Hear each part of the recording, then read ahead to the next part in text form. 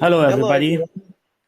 Appreciate you guys all being here at the USA Crypto Group. Today we have a project called Battle Forti Warzone for this AMS session.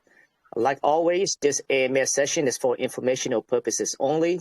This is not financial advice, and there's no commitment to the team. With that, I'd like to welcome V, the CEO from the team. Great to have you here, V. If you can start out introducing yourself, talk about your team a bit, and give us insights on you guys' background. Sure. Thank you for having us here. My name is Eli in normal life, and my nickname is V. I'm the founder and CEO of BFK Warzone. It's a 2D shooter game, a multiplayer matchmaking game. I've been in the gaming field for over 12 years so far. I have double degrees in gaming, starting with my BA in multimedia and gaming. And then I did master's degree in psychology of gaming also, and 3D and 2D animation. And now into my PhD also in gaming, where I'm trying to solve and present, gaming on the blockchain and the infrastructure of it. So me and my team, Matt is here and Jaden is here. We've been working along together for over now 7 months so far. But in general, the game has been there for over a year. So in terms of history, the BFK Warzone started around August 2021. And development-wise, we started by, tackling the simplicity of it. So after August 2021, we started the first version of BFK Warzone in terms of 2D game, initially growing up and becoming BFK Warzone that we have now. So things have been done from scratch, as you can see. The game has so much love, so much support into it. We started and we did actually 3 rounds into our launch. We had our private sale running almost, from our own community. And then we did the round 2 of private sale and ended up on pink sale also for the rest over that we had running before we launch on October the 17th. So in terms of project, the community that we have is a very solid one. We've been getting support for over a year, as I'm telling you. So we have a lot of backers, a lot of believers, not just, in terms of community members. So everyone here at BFK has been through everything. So we have faced a hard market and we've been just here and we are keeping building. So this is Inform at BFK. I'm going to let it over now to Matt or Jaden, I guess, Jaden, and we move forward with it. Thank you. Yeah, look, thanks everybody. Look, obviously really excited to be talking about our little project. We're so proud of it. There's a lot of love and hard work's gone into it. But BFK Warzone, Battle Forti.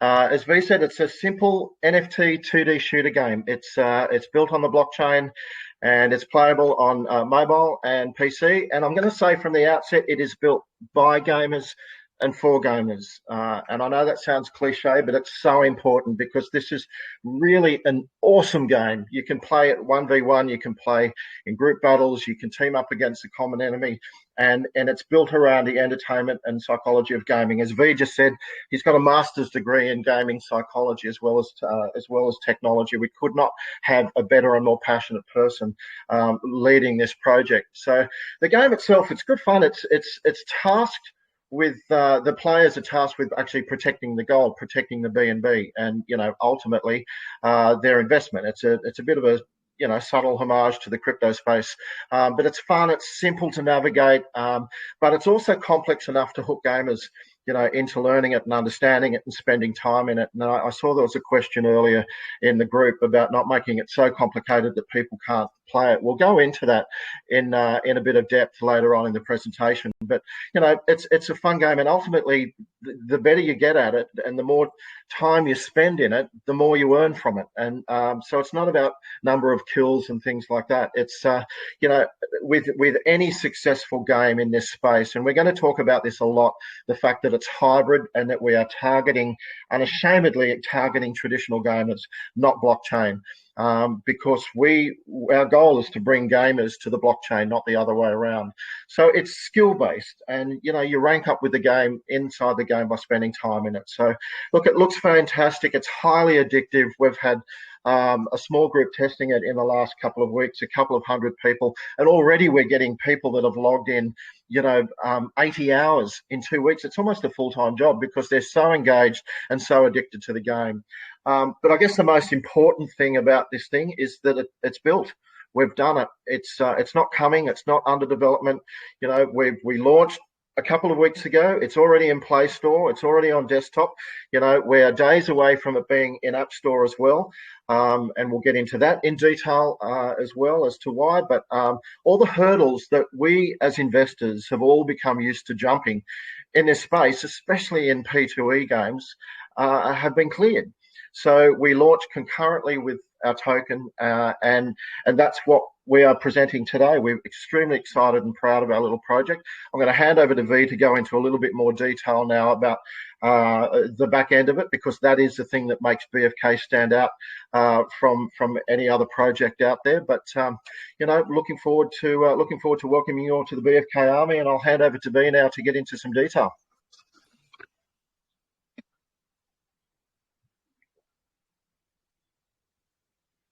Yeah, appreciate that introduction there, guys. Now, is that yeah, Matt here? So, no, it's going to be me. I'm going to follow up on this. Thank you, Jaden.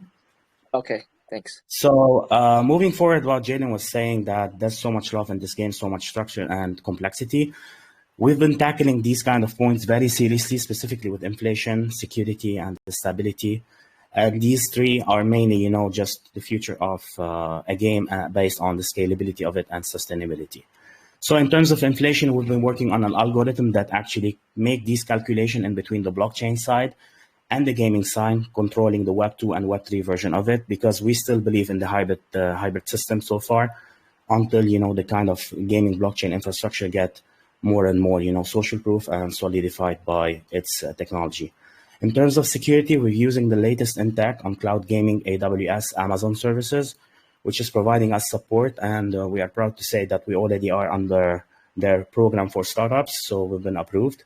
And we are working, you know, along them with some developers, you know, just to maintain the security we have. We have around 10-factor security in this game, running from the 2FA to the funding, you know, wallet securities. We have our own also email system that actually just controls all the platforms that you connect through the marketplace. And obviously, we have encryption running all over the game, and more about this we'll be discussing later. About the stability, we've went with the 2D kind of format, and we've actually been working on the Unity 3D kind of engine, and we are just developing as we go all the kind of the structure that we are building. We are custom coding it. So in terms of revenue stream and in terms of all the way that we're looking how to access, you know, the market into this. So BFK has a complex, multiple off-chain and on-chain kind of income stream. So we are looking on expanding our revenue, contacting, you know, and touch basing, you know, the clear and the classic word, while by having our own NFTs that are on multiple use cases. One of them, the main one, is tackling the toy kind of market. And we've been building our NFTs, you know, linked to a tangible NFT that you can actually have and you can actually touch. So they have been done. They have prepared for this. That's why we have this kind of the highest kind of turn of 3D quality for that. So our NFTs are not just electronic; they are also tangible. We have been building a huge income stream based on automated tradings and IFS miner orbs, which are also type of, you know, income stream that we have based on our technology token. So we have the governance token and we have tech token, and we've been working also on having production of a type of electronic NFTs that support the game. We call them Infinity Noxes. So they're like power ups inside the game. And other than this, we have our own microtransaction happening in and out of the store. We have our OTC system off the chart. We've been working with banking systems, you know, to implement Visa card and MasterCard. And we have our general taxation running which is, you know, on-chain 4% running in terms of total market. So that's it in terms of income stream. There's a lot more complexity through this, but this is in terms of an idea how much we are touch basing for the future and keeping, you know, our ecosystem fruitful. So in terms of kind of the little things that we have concentrated on, so we have an effort-based ranking system. We believe that gamers should put effort in a game. That's why we've been working on an effort-based 4-layer ranking system That starts by the commander, by your soldiers, by your weapons, and by your equipment. So all of them rank, all of them have their own kind of ranking system, and you can earn by ranking these factors. We have a contract central wallet. That means we are connecting the Web 2 and Web 3 version in a middle contract. This is going to keep the blockchain, connected with the game and just keeping the balance and how much earning we have to distribute. So we are always secure in terms of rewards and, just stay safe on this side. The advanced matchmaking system is actually now we are working with a networking firm that has been here for years called Photon Engine. So it's a third party that's handling our networking matchmaking system, and it's going to be developed, as we go to the quantum servers that are really, really new in networking, allowing us also to have like a referee kind of thing in networking. We have an advanced auction system also. We've been following on eBay kind of side, so it's very complex. And it serves you, just to have the best ability kind of present your NFTs in a black market style and just, be in control of what you want to offer and who can actually auction, can bid on it. We have an AI system. As you know, the base game of BFK Warzone is a player also versus environment, not just to P2P, PvP. So our AI system has been we are building it as we go, and the latest, kind of technology in non-player character based, and how the machine kind of control these aliens that we're going to be implementing. And the algorithm that we created from scratch, which is a randomized kind of algorithm. No other player or no same player can have the same earnings as we go. So it's very smart, and it deals with it on calculation based per account. So this is in terms of, the whole structure that we have, how we concentrate on it. So, and the level of high security cleans that we have implemented is something like totally new in gaming. We have KYC implemented, which is your customers. So we have been through with BlockPass, which is very renowned in the space for having our KYC and KYB. So our company is officially listed under the BlockPass KYB, and you can see it completely verified as a business, not just as members. And our KYC procedure is allowing us to control the earnings by this factor that we will not allow usually any user to access earnings on BFK. They can access the blockchain as is because it's decentralized. But in terms of accessing our own ecosystem, which is the economy that we are providing, with the airdrops, you have to be KYC'd. And this is just to provide the security and kind of circle for our gamers to have quality and know who they are facing, and they are serious about it. So this is in terms of how we are looking through the future. We believe that security, and we believe that the economy that we have, and the group that we have, and the community that we have works like a circle that is secured by us to provide the quality over quantity. So our white paper is a businessman actually, and we've been through the details on our white paper because we just don't believe, in having explanation kind of format. We believe into details. We've been going through every kind of plan that we had in mind, even went through and putting the details behind of our stack. That means every kind of thesis we have, every implementation we have done, every technology we have used, we have put through this. And our core team, and basically is just we have collaborative experience of 85 years approximately. Jaden, I, and Matt have been working really closely for this. Jaden has been looking through our creative and into our creative department. So he controls everything in the creative department, based starting from our NFTs top to how our website looks and all these kind of stories in between. Matt also is our CMO. He has also around 25 plus experience in marketing throughout Australia and worldwide. Also, he has been tackling, all our partnerships with the relationship to marketing. And I am handling the entire development and the entire structure and the business model that we are following up with BFK. So our team just controls things that we are experienced to. We have been working through the years, and we are just prepared for it, kind of based on our career, not just in a project. As far as you guys know, that the blockchain gaming is in a growth, it's a really fast kind of department growing now. I think the gaming sector is going to provide a lot of newcomers to the blockchain. As you know, blockchain is totally in perspective, in terms of life cycle, is totally new still compared to the traditional market. So, the traditional gaming space is huge based on a 2021 analytics done. It's 250 billion in total market share. So gaming is not something small. And imagine that the blockchain side of it is just like around 2 billion, which is roughly 1% approximately. So this is how scalable gaming can be and can happen. How can we bring, gaming to the blockchain and the blockchain to gaming? This is the challenge we are tackling. And it's just not about, having the price mindset in a game.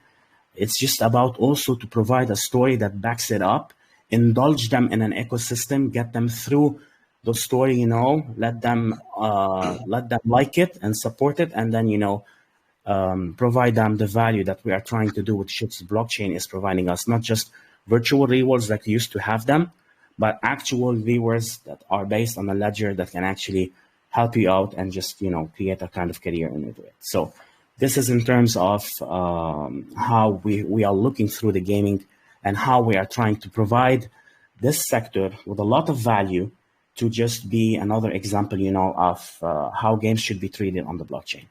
I'll let Jaden here explain a little bit more about traditional gamers and how we are meeting blockchain with it. Thanks, V. So as V just said, it's a massive market in there. That's a 250 billion in traditional gaming, and just less than 1% of that actually represents blockchain games at this point in time. So you better believe that we are not targeting that $2 billion. We are targeting the traditional gaming. But in order to do that, we are at a different level of games. And V actually had a chat with BitBoy, Ben Armstrong, just a few weeks ago, and I talked about the iteration of P2E and why it hasn't seen mass engagement yet. And that's simply because the gaming isn't good enough and hasn't been good enough.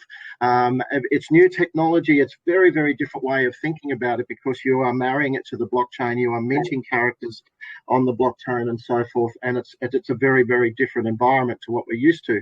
But gamers a very sophisticated mob, and they understand that, and they're attracted to a certain thing, and they want a high level of quality game. They're not going to come into something just because it's new and just because it's on the blockchain. This thing has to be decent quality, and it has to tell a story. And that's, you'll hear us harp on, especially myself in the role of creative director. I've spent 30 plus years in film and television industry, and I've worked with some massive brands, and I understand what it takes to be able to get that story, and it's the story that engages with the audience. I remember, I'm showing my age here, I'm 50, and I remember, seeing Star Wars for the first time and going out and buying the merchandise and becoming engaged with it. But as a kid, I didn't put a toy in my pocket. I put Luke Skywalker, I put Darth Vader in my pocket. I put characters in my pocket. It wasn't toys. And so we're not taking the approach that, build it and they will come. We are telling stories. And that's my biggest role as creative director, to make sure that those stories are engaging and that we are bringing people into the gaming for the story, and we're bringing new people into blockchain. So we are across multiple platforms. We're across, very important for us to be on mobile. Both we're Android, we've already launched. We've been testing on iOS for some time. They moved the goalposts a little bit just before we launched, so we've had to do a little bit more work on the back end to get back onto to iOS. But everything is looking fantastic. We're working with very closely with the Apple team as well on that, and we've actually forced the Apple team to rethink some of their strategies and that around P2E gaming and the way that they handle NFTs within their platform, because they hadn't actually planned for it. And because we are one of the first instigators in this space, we're actually forcing them to rethink the strategies, and they're making changes based on suggestions with working with V and working with the dev team. So we're really proud of that. We are actually, we're forcing them to rethink their whole strategy in regards to that.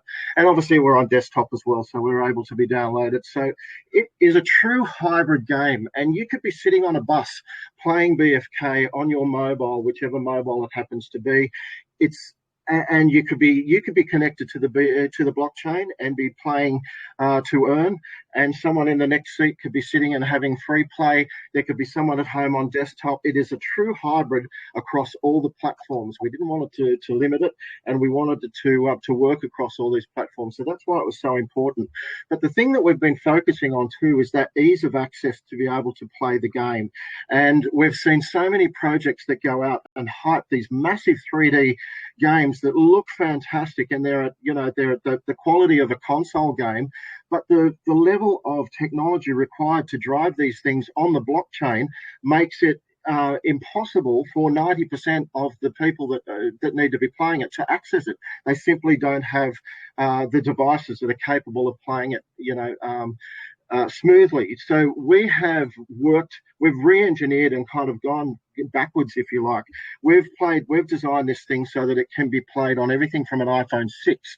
We have been playing this thing. We have tested every device so that we can start at the bottom and work our way up, rather than try and force everybody to adopt our technology and the technology that's needed. We're targeting just 10% of gamers, whereas we know, especially with where this game is being targeted for Indian, some Asian nations and things like that, South American and so forth, they don't have access to this top technology. So by denying them that, we're putting up a stop sign to 90% of our potential audience. So we didn't want to do that. So we're starting on this platform, we're starting at this level, and we're moving. We're taking people with us, and that's also been the way that we've adapted the actual look and feel of the game as well. So we've created this as a simple 2D shooter game, lovely looking characters. And to get technical for a minute, we've actually built everything in 2D, but we're in 3D, sorry, but we're rendering it in 2D, and that's to future-proof what we're doing. So, make no mistake, we have got a full 3D game in our sights and in development, and that's where we are heading. We understand that we need to stand on the stage with Call of Duty and Fortnite and others of that ilk if we're going to be taken seriously. But the blockchain gaming is not ready for that yet. It's just not up to speed, and it can't cope with the level that of technology that's required to be able to do that on the blockchain. So we are all about trying to build our brand, start in a 2D environment. And I guess the thing, a good project, a lot of people want to, because we're a war game, to compare us to things like COD and Fortnite. But you know what? We're actually comparing ourselves to things like Angry Bird, which have had massive adoption. And they're simple games. They look great. They look simple. But have a look at the roadmap from Angry Birds, where it started as that simple 2D format, to where it ended up being a 3D feature film. And merchandise and everything followed it. So we are following a similar kind of business model. We're not trying to be COD. We're not trying to be Fortnite at this point in time. We're following a simple business plan that allows us to build our audience, build our brand, and create a franchisable commodity, if you like, something that can grow and be across all sorts of different things. And V touched on it before when he talked about the multiple revenue streams that were built both on and off the chart. Extremely important for a business like us, because we have to look outside the blockchain. We have to look at this as a proper traditional business in the media space. And that's where my experience for 30 years. I've been involved in film and television for a long time. I've sat at the Cannes Film Festival, and I've talked to people like Hasbro, and I understand the psychology behind building these brands. And if you have a look at our soldiers, for example, and the evolution of how they've come across, we call them Fortis, because they're little soldiers that protect the fort, protect Fort Knott. And there we go on screen. We've got little Armus, who was actually our very first Forti, and that little hand drawing there is done by V, and he's our snow sniper. So at the moment BFK exists in the desert, and you can see Fort Knox in the background there, and all the soldiers are defending it there. But we've got various maps coming. We're going to put our characters in lots of different environments. We're going to put them in the snow. We're going to put them in the jungle. We're going to have all of these different fighting maps and things just in the 2D version at the same time as we're developing the 3D as well. So we've got a multi-platform development stream and pipeline that's happening at any one time. But the evolution of these little soldiers has been for me and V, on the creative side, it's just been so fascinating and exciting to watch. And at the moment we've got 15 different Fortis, 15 different soldiers. Each of them will have a backstory. Each of them, we'll get to know and love. Each of them will learn a little bit about, where they've come from, all building up to the ultimate story, which is, what BFK is all about. So we're about to play a little video that we've just done, a little custom animation, and this is the first of many. It's a character-based, because our story is character-based. We are really focused on that. And the animation that we're about to show now is just, again, we're trying to do things a little bit differently. We're appealing to traditional gamers, and so we're trying to hit that level of quality. So whilst we may be small and in our infancy, we can still stand up next to the big boys and put out the same kind of quality. So this is the first little animation that we've done. As I say, we've got 15 of these rolling out over the coming months, and very excited. But let me introduce you to one of our characters, and we'll play this little animation. And this is an insight into where BFK is headed and what the future lies for BFK. Enjoy.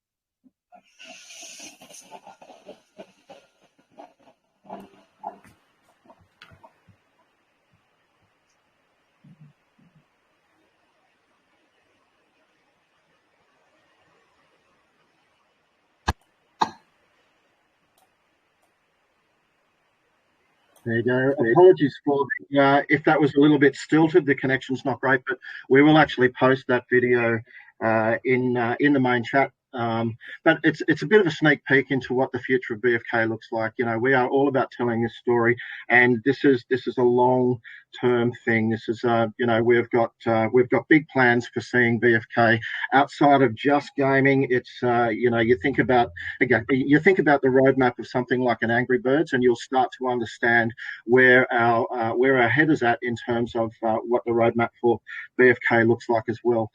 We take the quality of our production and so forth incredibly seriously.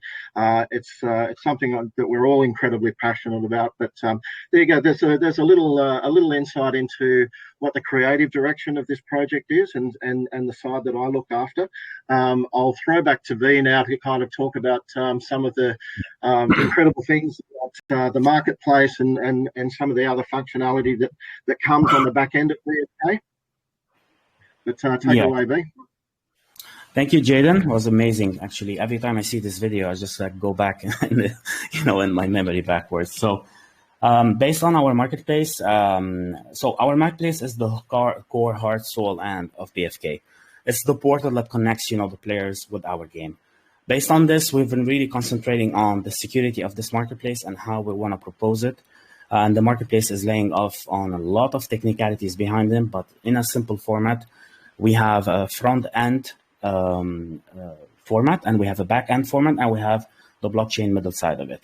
All of it is connected on the AWS cloud gaming system, and we have a cloud distribution networking on it, just to make sure that we have a huge kind of speed factor allowed for the worldwide connection. As you know, gamers are always interested in the less latency possible, which is the ping.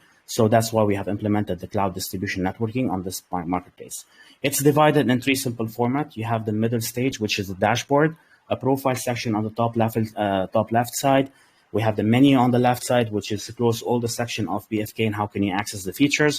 And we have the top menu that displays in between the cold wallet, the digital wallet, and the central wallet, and all over the price of BFK, just to keep the gamers, just like tuned in a kind of an ecosystem that they just don't want to go outside of it. They have everything laid out there.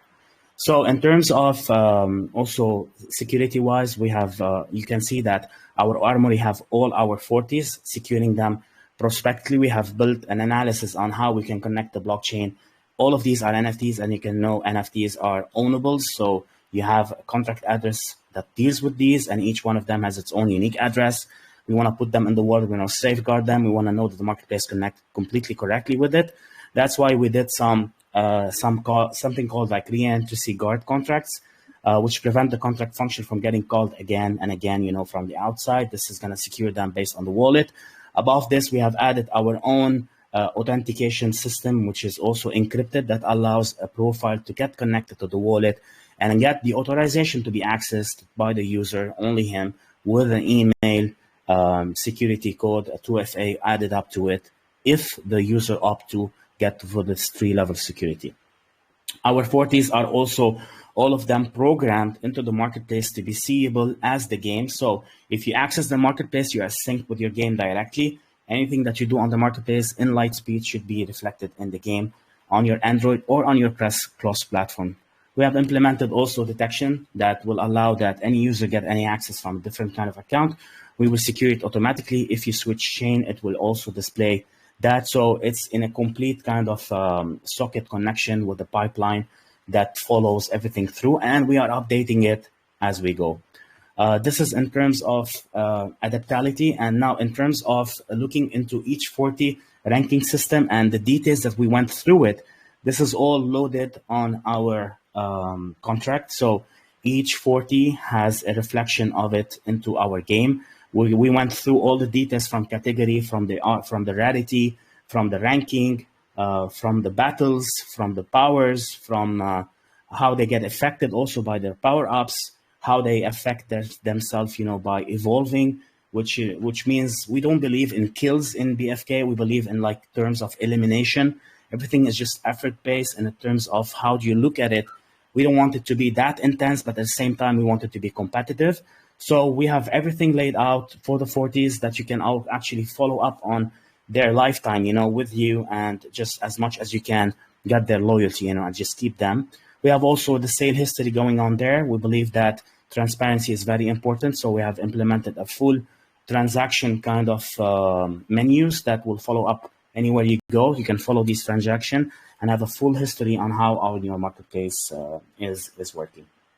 So in terms of add-ons and how we are looking, to empower the game, the story is behind it based on the ETH kind of factor and the BNB, BSC kind of factor. So the actual ETH are the aliens, and the Fortis are built on the BNB smart chain. That's why we are there anyway. And that was the lightweight kind of things we have. And, the authority goes for the ETH side, which is the alien side that controls the NFT side. So that's why we created these cards. And these cards are factors from the powers by these aliens. And these are called power-ups, but some of them are consumable, some of them are permanent effects. These power cards will allow you to get through the categories of a Forti. If you own, you have 5 versions of them. Let's say you earn a version of it called Comet. This is going to give you access to better skills. If you're going to be having, the Nebula one's going to be more damage. Each one of them is going to give you authority over, the powers that you can use based on these aliens. And they are spread all over the game. That means they are very valuable, very important. They are NFT based. We have created very limited ones just to honor our holders. When we started, we call them the gold version. These have been minted one time. We have 103 of them, and that's it. All of them airdropped. And we're going to have the new versions coming in also, which was the Emerald version. And we have the lighter version and the Elite version built into our technology for the future. So everyone can have a piece of these powerful artifacts. So in terms of the commander status of these this game, not only your forties are controlled by you, but also you are a commander yourself. So the commanding level of it's the profile section, and you are a commander that controls different type of forties. We believe in the ranking system should be applied like the traditional space because it's something everybody knows. We don't want to go too far away from it to simplify things. So our commander ranks on its own, and based on the ranking you do, you get more accessibility into the case and into how you get your earnings. Your earnings are vested, for example, and they are controlled by how reputable you are and how much loyalty do you have for your forties. And this is in development also. You can earn basically from staking, and this is also connected to your status in game, which we are developing. We are calling it farming, that we are developing into multiple stages. We have the auction system also based into our game, also controlled by how your commander level looks. That means if you have more XP, if you are doing a lot of time into BFK, you are ranking higher, we are unlocking more flexibilities for you, just to access the ecosystem faster as you build your loyalty into the game. So we have a very high quality in terms of NFTs, not just forties. You can see the weapons in their hands. They look really worked on detail because we wanted to unlock also the weaponry NFTs, not just having a soldier, a character. We are really diving into the gaming kind of perspective. We want every tool that a soldier has in his hands to be something valuable for the player. This is what gamers love. They love these kind of tools that you provide them. They love these kind of artifacts. They love these kind of perks that you put in the game, power-ups, how you build your technology tree. And we have implemented even our NFTs, the equipments and everything that you see is based on NFT that can rank on its own and can actually get, access to earnings. But this is not a game oriented on earnings only. This is kind of a grinding kind of game that will give you a passive income perspective, but also at the same time empowers anyone that wants, just to trade it, to be action or to just, be transacting on it, if you want to call, and make use of its system. So our army is completely done, not just based on the forces. As I said, we have 4 contracts running there. We have our soldiers, we have our Noxes, which are the power-ups we already showed you. They are very valuable. We have our equipment kind of side, which goes from the helmets, boosters, you call it, anything that just adds up on a soldier. And we have our weaponry kind of NFTs that also ranks as you go, that we are implementing into it. So this game is just not built, to provide a solution for the DeFi space to earn. This game is an actual traditional game with all the love that you can possibly see in a game, learned from years of experience into how you engage in a game. And we just brought the blockchain to it. We did not get just the game there. That was, the blockchain is the guest actually, and we are concentrating on the game. I'm going to leave it over Matt here to move forward and discuss, the importance of the ecosystem. Yeah, thanks, mate. I finally get a go. I haven't had a chance to tell you a little bit about me. So Jade and I have known each other for a very, very long time, so 30 plus years. We've worked together on a number of different occasions. My background is marketing in agencies and client sides, and I've done that for about 30 years, mostly on the digital. On the digital side, I've worked for a number of different international advertising agencies and some locally in Australia and some big TV companies over here, that kind of thing. And I think that I came to BFK originally as an investor, and I was part of the very first private sale. And the thing that drew me to the project overall and made me want to get involved and reach out to V and start that discussion was that I believe that the way that BFK is approaching the market and approaching these challenges that have kind of plagued P2E gaming really, really makes sense. And whereas other projects do tend to advertise or market themselves on the you can earn X amount of money, that is not what we're doing. Where you can play this game, and this game is great fun by itself, whether you participate in the earning or not. That said, the the technology that we've put in place to enable people to earn is very sophisticated, and we know that it's got a lot of longevity. But there's things that have to happen over and above that to try and preserve that ecosystem and stop people from earning and selling and earning and selling. Right? So one of the important things is to try and lessen the sell pressure for anyone that is earning through the game, and generally for any investors and token holders. And one of the things that you can do to do that is by providing staking opportunities with some pretty decent APYs. So we range from 7, 30, 90, 360 days up to stake. We've got staking for 360 days where you can actually double your holding of tokens. So and all of that is provided for, locked away as people stake, so that we know that we're never going to be in a situation where we do not have the funds to pay out those staking pools. Looking at just immediate the ways that we immediately earn revenue, as we've discussed, we're a new token, we're a new launch. Our objective is to trade our way out of taxes. So we do have taxes on trades that are happening now. We're on the BSC live now. We've got a ETH launch coming in the early part of next year, and we want to use these taxes in a responsible way to continue to drive brand development, game development, and user acquisition, both for the game and as an investor for the token. But our view is definitely to get to a point where the dominant trading is being done on centralized exchanges and not necessarily only on decentralized. So at the moment we're on PancakeSwap, which is where we launched. We do have a very small centralized exchange that was trading our previous version of our token called CoinTiger.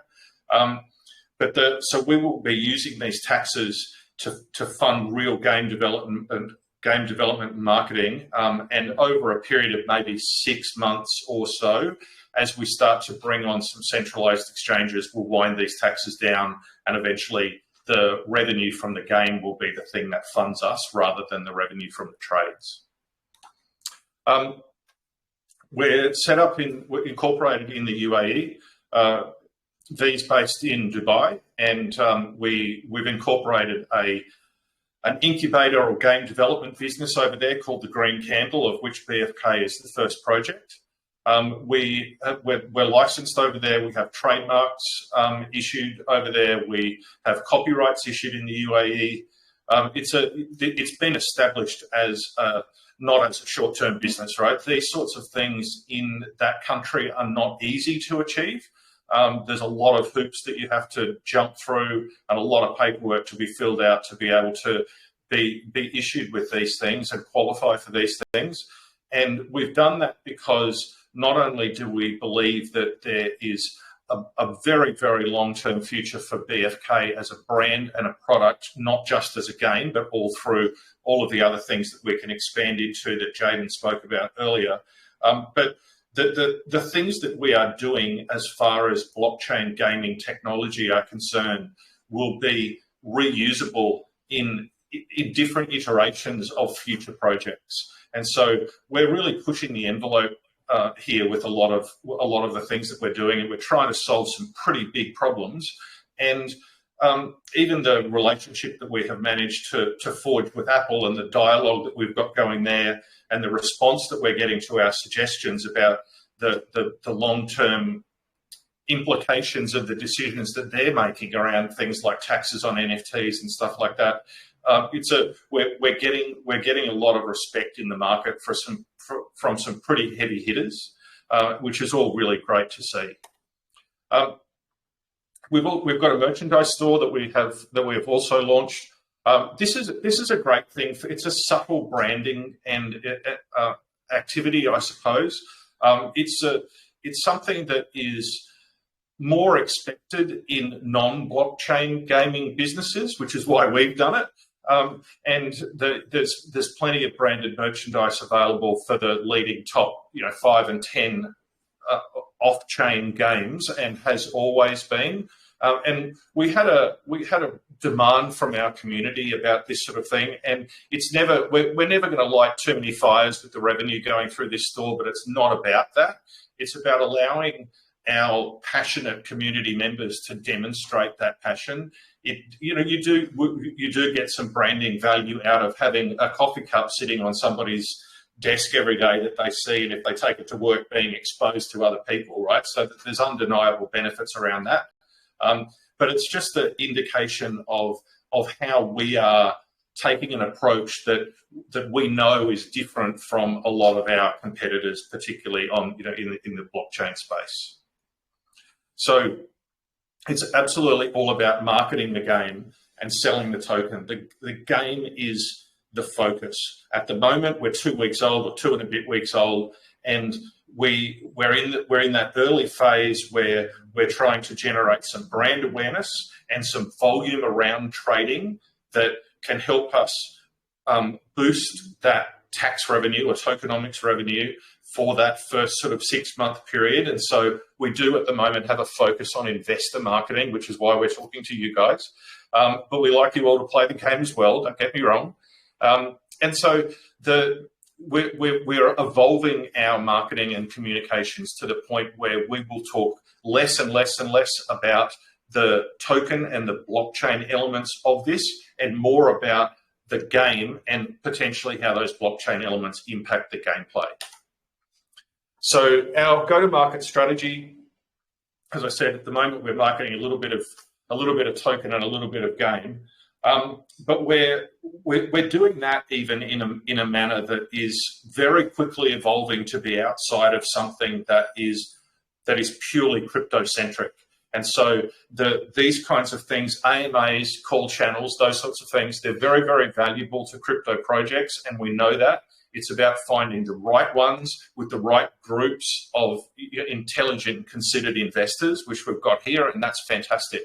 We're not going to get involved in spending money with people who can make the promise of shooting the token value up on some moonshot that you know that you're just going to get everybody to cheat out of it. And at the end of the day, all you've done is you've gone up by 300% and you've dropped down by 300%, and you're in the same position that you were before, and you've spent a whole bunch of money to get there.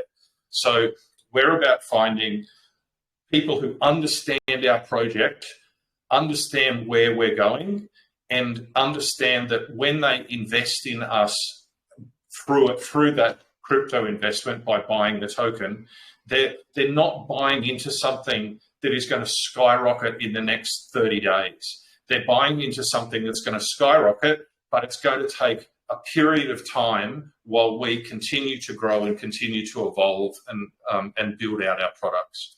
So you will initially see these sorts of activities, but we will start to broaden into wider influencer marketing, more game-centric influencer marketing. We'll be very strong on social. Social gives us a really great opportunity to be able to tell the story of our characters and the story of the game in a much bigger way and in a much more influential way. It's an avenue to be able to use the assets that we're building, like that video that we showed you before, and the iterations of that that'll come out with all of the other Fortis, and to be able to explain that in a way that positions us over and above what people think of as a standard blockchain game. We've done a lot of in-person events already, and V's certainly done the circuit in Dubai. And one of the reasons why we decided to headquarter ourselves in Dubai was that that area is pushing very hard to be the centerpiece of Web3, and it's succeeding undeniably in that quest to do so. And so we've been to lots of conferences and have lots of speaking opportunities over there, and all of those contacts, they help push us forward. We'll obviously be doing a lot more mainstream digital PR, those sorts of things as well. We've managed to, because we have been around for a little while, and we did make a decision in the early part of this year that we could either continue to spend money to fight the market, or we could suspend our trading and devote that money to something which was much more beneficial, which was finishing the game development to be at a point where we could launch with the token or relaunch the token and have a live game. It's meant that we've been around for a while, and we've been speaking to some pretty important people. You know, there's lots of questions, you know, the same sort of question as you get in any group about things like when Binance, you know, and we're in discussions with Apple, we're in discussions with Google, we're helping them develop their strategies about how they are going to tackle blockchain gaming. We're talking to the big centralized exchanges, and there'll be a time when it's right for us. So we're not screaming after them to desperately try and get launched on Binance, because we've got a 24-month, 36-month strategic plan. And the time for us to launch on a centralized exchange is not now. It's not when we're 2 or 3 weeks old. We don't want to be there yet. So we want to be there when we're ready. And having those relationships with those people and having them understand that we are thinking with that long-term view puts us in a great position to trigger those things to happen when they're ready for us and when they're ready for the project, to make sure that our investors get the most out of them, and that the project overall gets the most out of it. So, I mean, ultimately, we're here to encourage you guys to join the army, you know, and do it and join it now. You know, we've had it's been a pretty tumultuous last few weeks in the crypto market, as everybody knows. And it's been a pretty tumultuous last sort of 6 to 9 months. We managed to be focusing on game development for the better part of that, and so we weathered that storm very well and protected our investors' funds very well, because we stapled everything up back in February and March. And so that's great for the very, very early holders. But we are in a position now where we've held our value from launch within a pretty small trading window. We've been very, very happy with the way things have gone.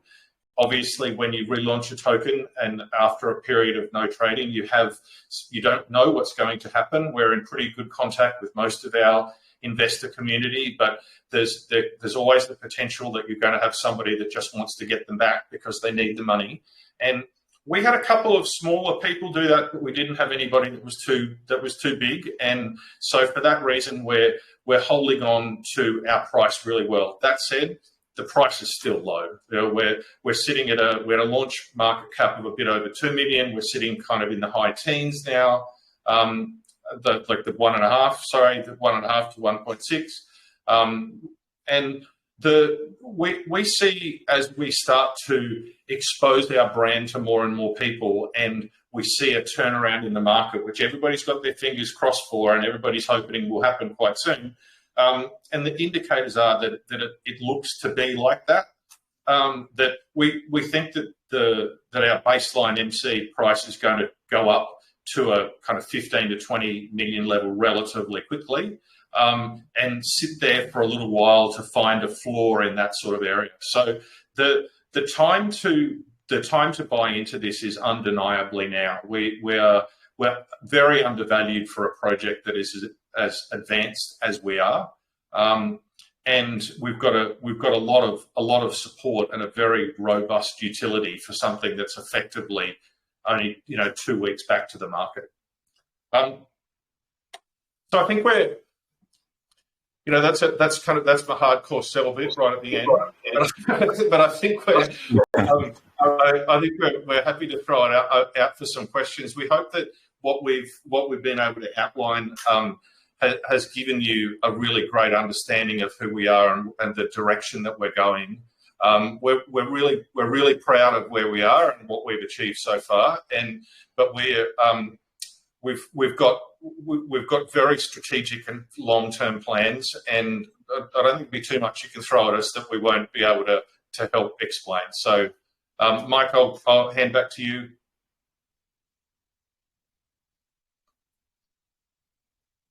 Or Seattle, if they were going to take over, to be able to just, if there's any questions from the community.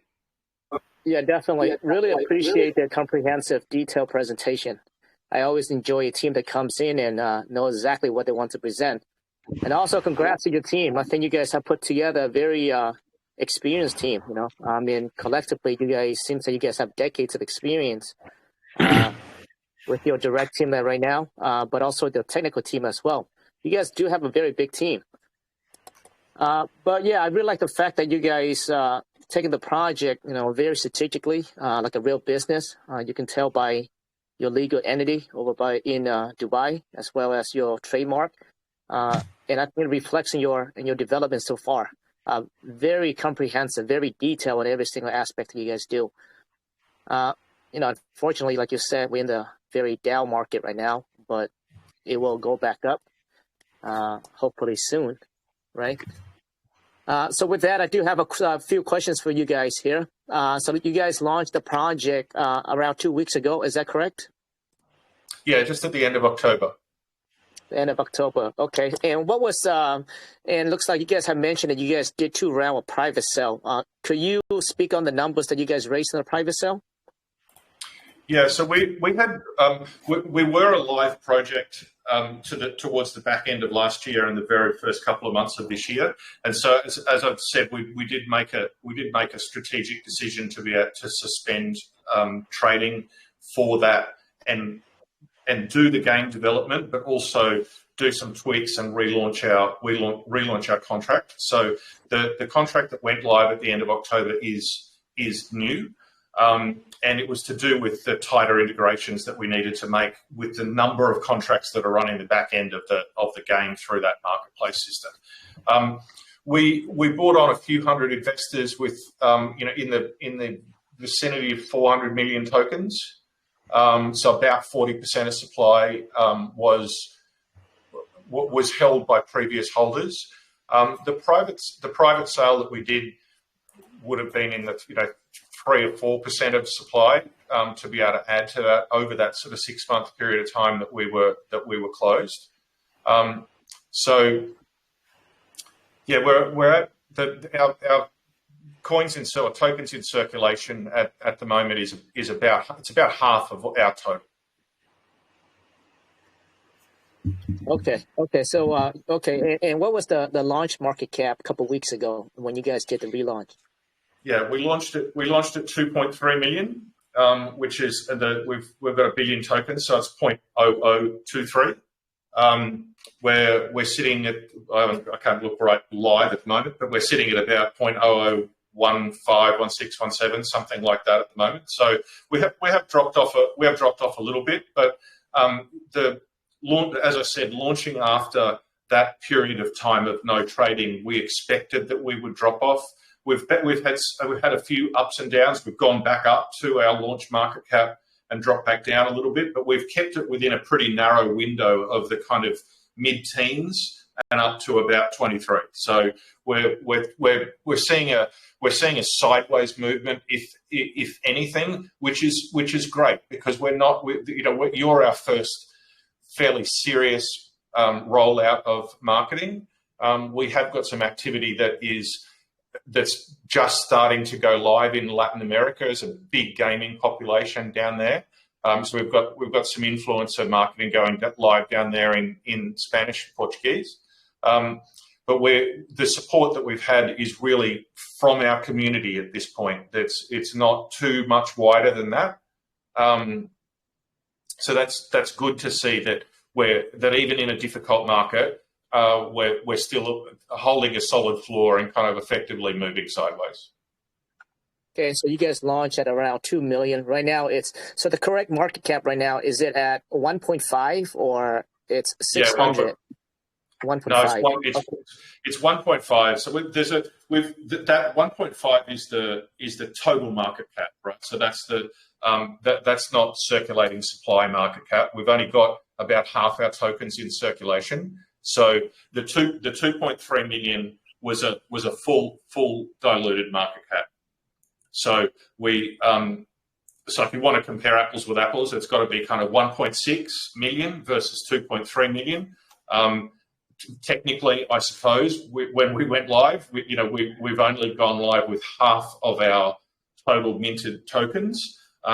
So from that perspective, everything is halved. But From a price point of view, it was 0.0023, and we're now sitting at 0.0016. Okay, so so the fully diluted market cap is 1.5 and the circulation is at 61. So for those that are listening, pretty much the tokens are being locked up. So that's what that means. So right now, the tokens that are being locked up right now, what are those tokens, and are there any vested tokens that are still vested at the moment? So we've got the original holders.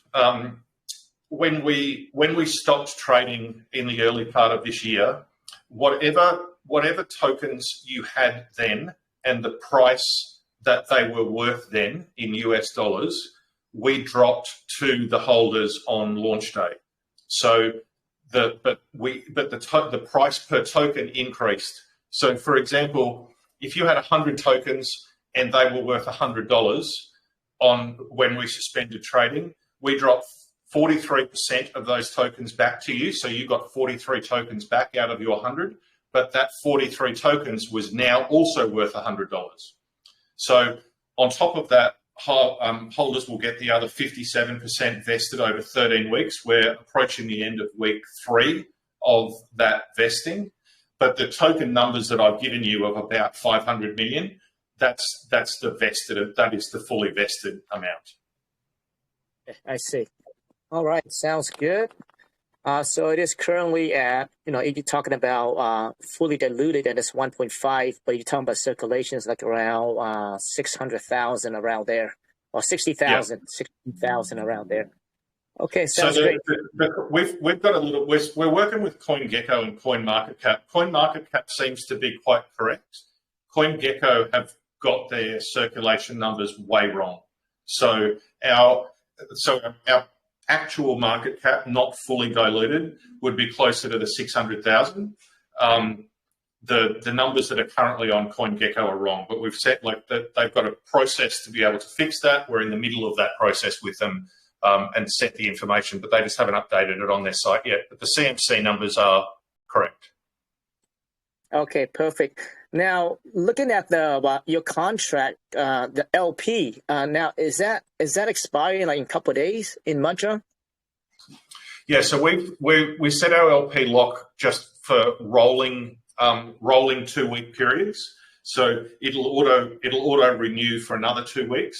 The reason that we did that is because we've got a very, very, very complex ecosystem, and it's not so much with the token contract itself, which is a bit more simplistic and more like a standalone token contract. But there are a number of contracts that run the game, run the staking, the NFTs, the Fortis, and the marketplace that integrate together.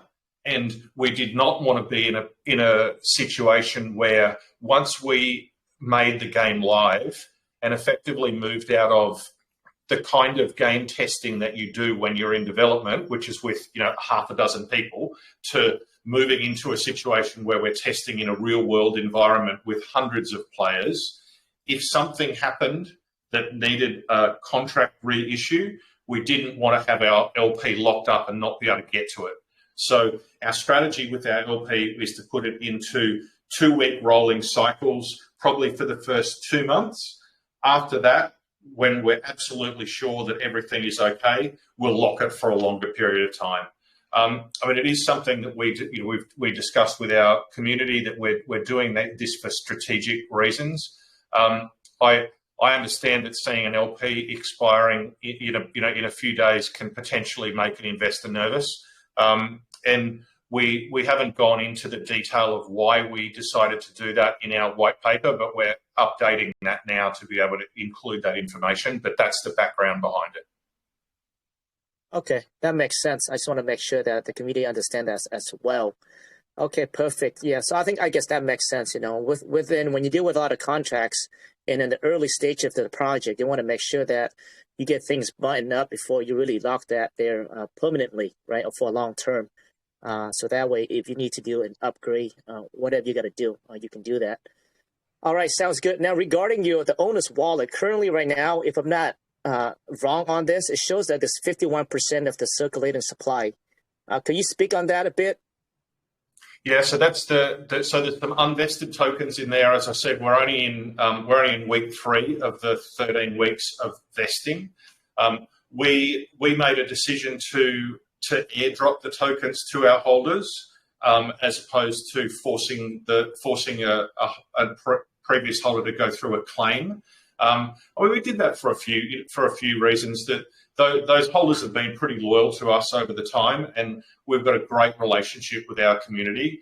It's made more sense to us for us to pay the gas fees to get those tokens back in their wallet. So for that remaining 10 weeks, there'll be that wallet needs to be open enough for us to be able to do those airdrops. After we do that, we'll split them up based on what our requirements are for needing them for expanding onto other decentralized exchanges and centralized exchanges. So we're going to end up with an owner wallet of something like 400 million, maybe a bit less, 350 million. And so we'll carve off something that we need and put it in a shorter lock, and then if we do have anything that is then left over that we can't see an immediate requirement for, we can lock that for a little bit longer. The other consideration is we had never had a staking opportunity available before in the previous versions of our contract because the game wasn't launched, so the marketplace wasn't as functional. And so, as I said when I talked about staking before, when someone stakes, we know what their return is going to be, and we provide for that return in the staking wallet in advance, so that there's never a danger that any of those staking payments could be in any way in jeopardy. And so we've had really good uptake on our staking, a lot more than we thought that we may have. We did an initial provision of 100 million tokens, and we've had maybe a bit over 50 million staked already in the first couple of weeks. And so there will be a requirement to shift some of those tokens from that owner wallet to the staking wallet as well as we get closer to that 100 million cap that we've allowed for in our initial tranche. Okay, that makes sense. You have to wait to do the airdrop to the remainder of the holders. You said the next 10 weeks, or what is the time frame that we have left? Yes, we've got 10 more airdrops to do. Maybe I've only done 2. Maybe 11 more airdrops to do to make a total of 13. But the next one will happen this weekend. So we've got 10 more weeks effectively, but 11 more airdrops to go. Yeah. Thanks for that clarification there, Matt. I know you touched on the taxes briefly. Right now, there's 18% on the sell and the 6% on the buy. Could you give us a quick breakdown of where those taxes are going to? Yeah, so the taxes will finish up at 9% each, buy and sell. Our job as project owners is to protect our investors and protect our project. And I did touch on this a little bit in the presentation that you don't really know what an investor who has been in a situation where they haven't been able to sell their tokens for a period of time is going to do when you relaunched, and that was where we were. So we've got a good dialogue with our community, and we knew that we had some pretty good support. But as in any community, we've got a few big holders that don't necessarily engage so much. And so we unashamedly put ourselves in a position where we tried to disincentivize people to sell in the first few months of our trading. So during that time when we are doing the vesting drops over the first sort of half of that, the first 5 weeks, we decided to set our sell tax quite a bit higher and to drop our buy tax quite a bit lower. So we started at 24% sell tax and 4% buy tax.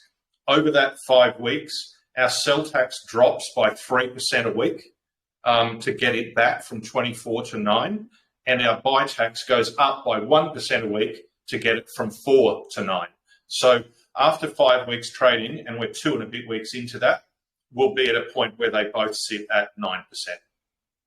We just wanted to do what we could do to protect our project and protect our investors. And as a we had a lot of discussions about this, and ultimately you come to the conclusion that our job is not to make it easy for people who want to sell. That's not the way that, you know, it's not about locking people in and preventing them from selling, but it's about doing what is beholden on us as the directors of the project to protect the investment of those people that want to hold. It sounds great. All right. Yeah, I think you guys are very mindful or very strategic on what you guys need to do. But I think ultimately, when you guys get to the point where it's more sustainable, where it runs itself, then I think definitely, like you said, I think the tax would makes more sense if it's lower, right? Yeah, our desire is once we get to kind of in our heads, it's like a 6 to 9 month window. Right? That's where the plan is saying it's going to land at the moment, but because that's the timing of us starting to look at rolling out more seriously on centralized exchanges. And so it could be a bit earlier, but we will start that centralized exchange rollout once the game has grown to a level where it is generating revenue to sustain the ongoing development and marketing activity of the project to make sure that it keeps growing. And so there's definitely, like, there's a number of different ways that this project can earn money and make returns to investors and keep that chart going in the right direction. And it's not all about tax. Our desire is to work our way out of having any tax at a point where we are on a number of centralized exchanges, most of which will not accept any kind of tax, as you're aware. We will remove the tax from the decentralized exchanges as well to have a level playing field. But we've got a horizon to be able to do that. And it's, you know, we've got a plan to follow to be able to get to that point. And I'll just add something quickly to that, Matt, if I can. In terms of decentivizing the selling, you know, it's actually, we're talking about the dumpers here. And there's a few reasons for that. You know, there's a difference between dumping everything and dumping the chart versus, you know, selling and responsible trading. And, you know, as Matt said, we're unapologetic in our approach to trying to protect the chart and the community from dumpers. And there's a number of reasons for that, obviously, not just what happening on the chart and what other investors are seeing, but we've got a lot of eyes on us. We've got open dialogue with more than 100 venture capital and institutional investors at the moment, and we know that the time for investing in this project from a VC perspective, especially given that we're not a seed project, that we're looking at already that we are Series A or Series B kind of funding. And we also know what the climate for VC investment is at the moment, and it won't truly start to fly again and get healthy until, say, January. We know that we've got to kind of protect that chart as much as we can, so that we are, when we resume these conversations with our VC potential partners, that our chart is healthy.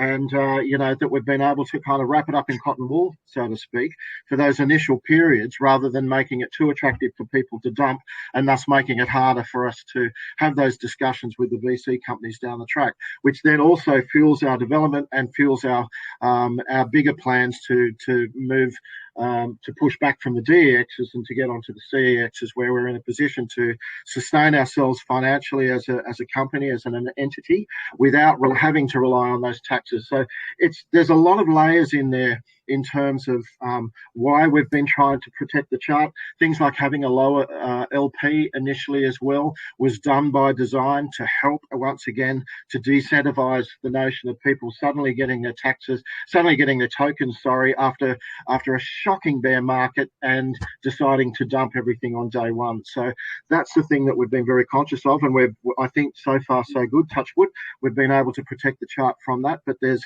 more method to our madness, if you like, in terms of the strategy behind it, because we've got a lot of eyes on us, and we're constantly discussing strategy within our core. Everything we do is driven by strategy, and the taxes and the tokenomics initially for that first 5 weeks, the vesting period, and then the upcoming discussions we're having with CEXs and VC and institutional money. It all ties in. It's all part of the business plan. Definitely, I definitely can see it. I think you guys, the way that you guys approach things is very strategic, but also like a business, right? Like a real business, and I can see it. There's a dilemma, right? With that high tax and trying to keep the chart up, but at the same time, it's also the incentivizations of having new user coming in, right? So that's a catch-22 for sure. And right now, the market is not in you guys' favor for sure. It's tough. It's a tough time. I know exactly what you guys are facing. But yeah, I think everything looks good. You guys, looks like you guys did an audit on Certik. Is that correct? Yes, that's correct. So Certik have audited the previous version of our contract as well, but they've also looked at the current one. So the current Certik audit applies to our current contract. Okay. I mean, they're the best. They're the best you can get, right? You know, they're the cream of the crop of auditing companies. You know, they take it the most seriously. They do the majority of their audit. Human beings are doing the audit as opposed to any kind of machine learning doing it. You know that, particularly as Jaden said, putting an audit product in front of a venture capital company, which is where this ultimately also has to go, not just for an investor to feel secure, but for a larger institutional investor to feel secure. That you need to run your audits through a company that they also know and trust for them to have the value that you need to get from them. Yeah, 100%. I think Certik, like you said, is the top dog right now, right? So everybody wants to go for Certik. I mean, not saying that they're 100% bulletproof, but they do a heck of a job over there.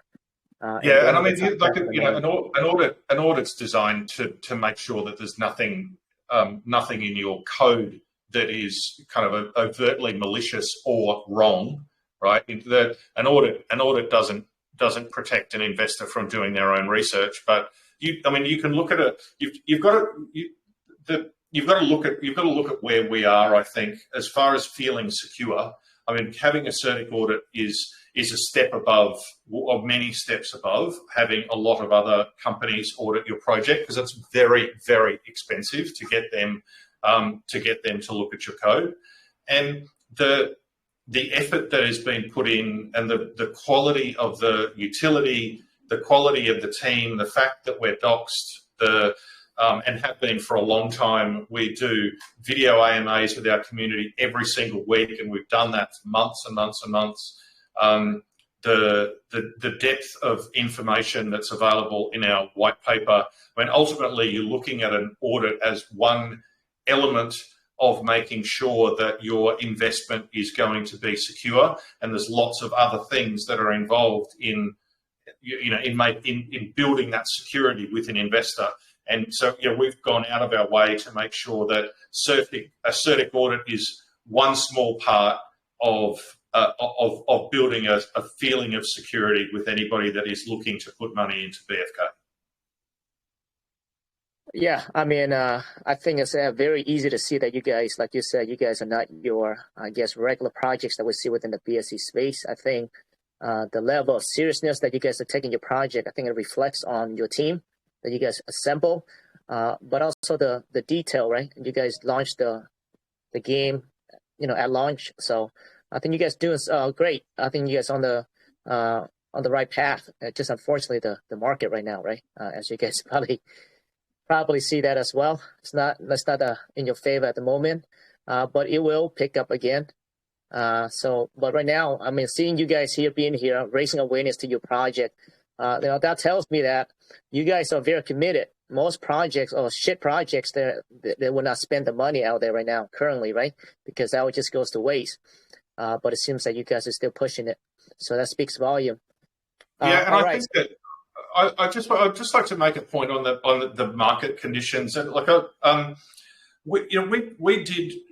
we tried as much as any business can try without actually having a proper crystal ball to time the market for our relaunch to the best of our ability. Relaunching at a point where the market's already booming is not where we want it to be. We wanted to launch at a point where we were we were as close to the bottom as we could get, but investors and the market in general were starting to see the signs of the turnaround. And we look at those kind of bigger macroeconomic conditions a lot, and we treat them with a lot of seriousness to try and track things like what the Fed's doing and what inflation's doing, and what's, no one could predict, I suppose, what's going on with the FTX stuff over the last few weeks. But like we look at all of those things and read as much as we can. And we are a business participating in an industry. And so we need to know what's going on in that industry. And we tried to time our relaunch, and I think we got it pretty right. I think the market would be probably on a bit more of a turnaround today if we hadn't have seen the last week. And there's a lot of talk about the interest rate rise not going up as much in December. There's discussion about it potentially pausing in January, February. I think we're still just seeing the little tail end of what's gone on with FTX and some stuff that's not quite settled. The dust hasn't quite settled on that yet, but we're very confident that the next few months is going to see a much more positive view, and that there's going to be some triggers that happen in that kind of bigger macroeconomic consideration of the market that's not just going to help us BFK as a project, but help crypto in general, and draw more interest from first-time investors and investors that have decided to cool it a little bit, putting their money back in.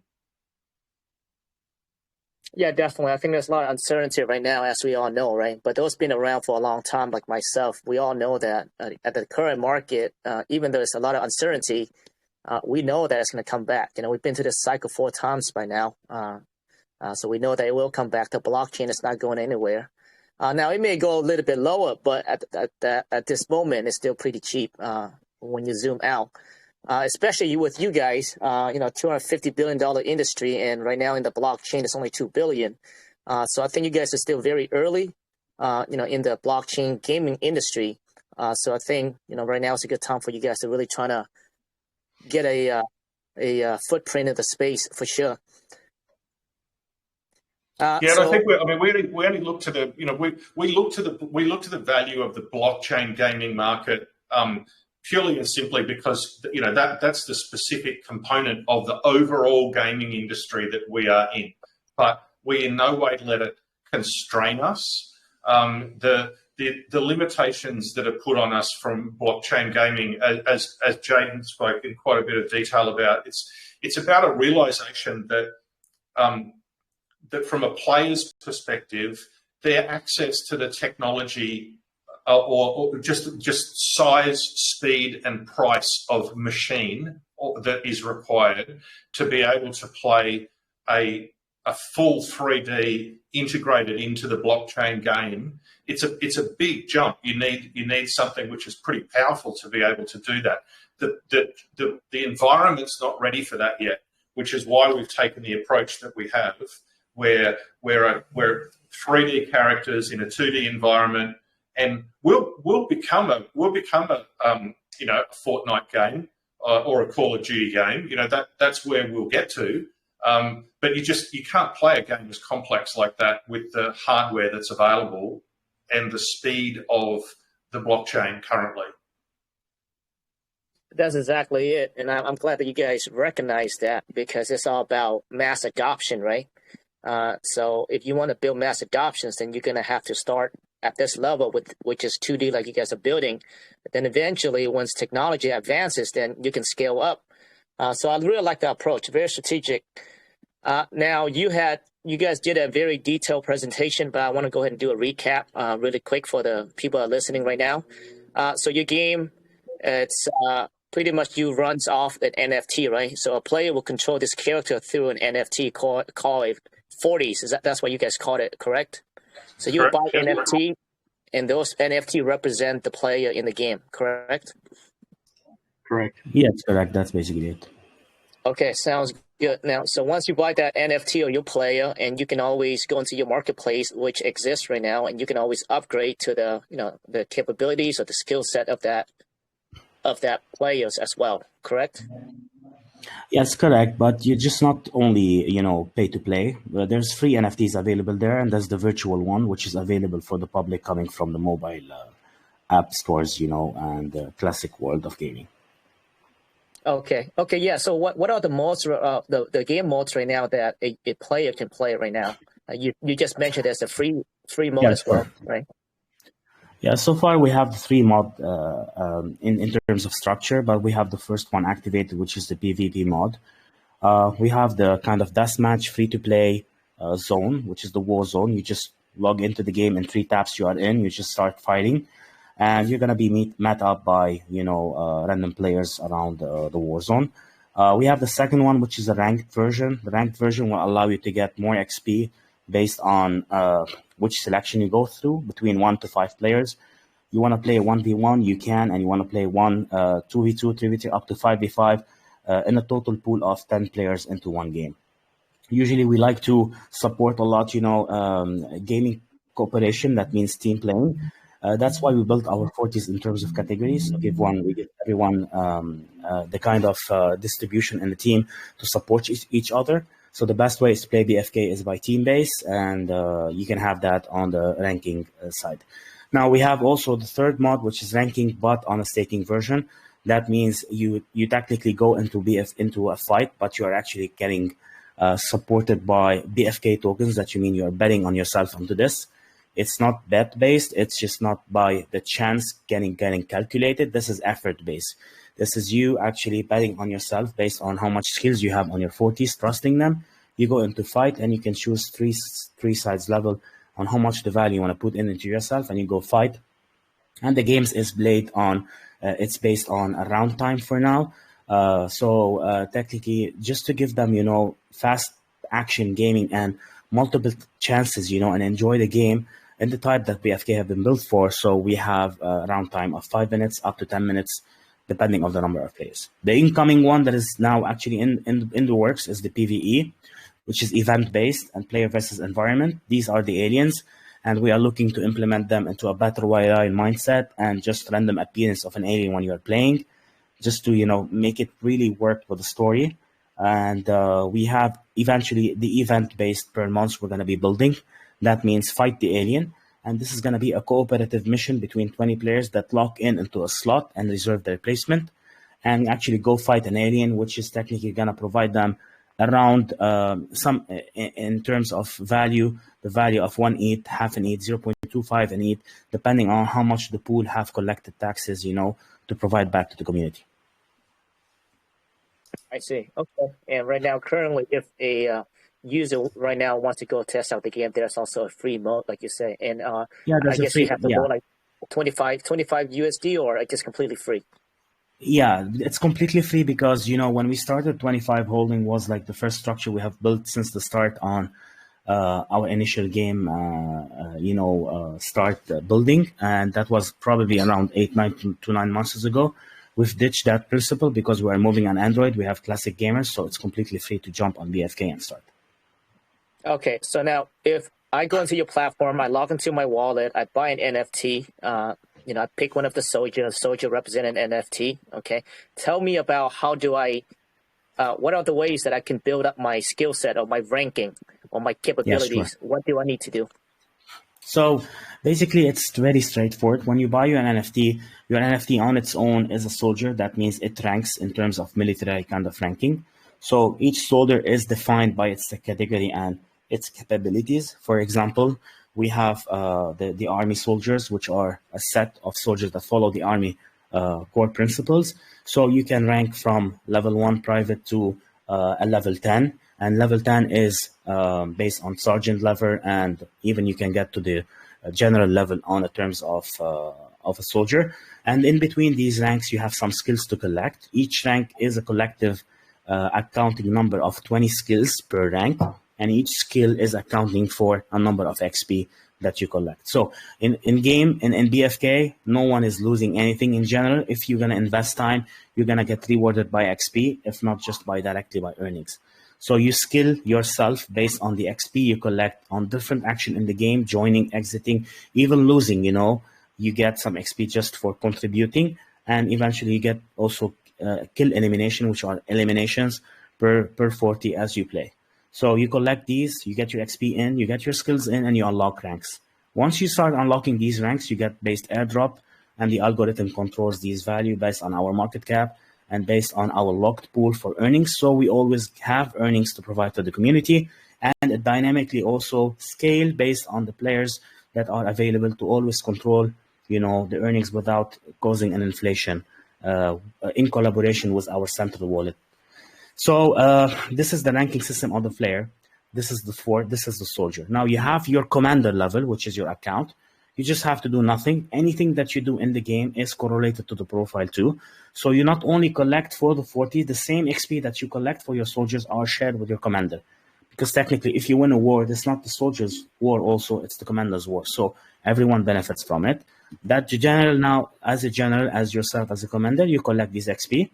And we have a different kind of ranking for the commander that is also based on the military ranking. You can reach general of the army, but in terms of this, you will need more efforts to put in, and the collective efforts that you put will unlock your ranks. And you earn also unlocking your ranks on the commander level. So this is the ranking kind of system that we have now, and the XP controls the skills, and the skills controls the rank.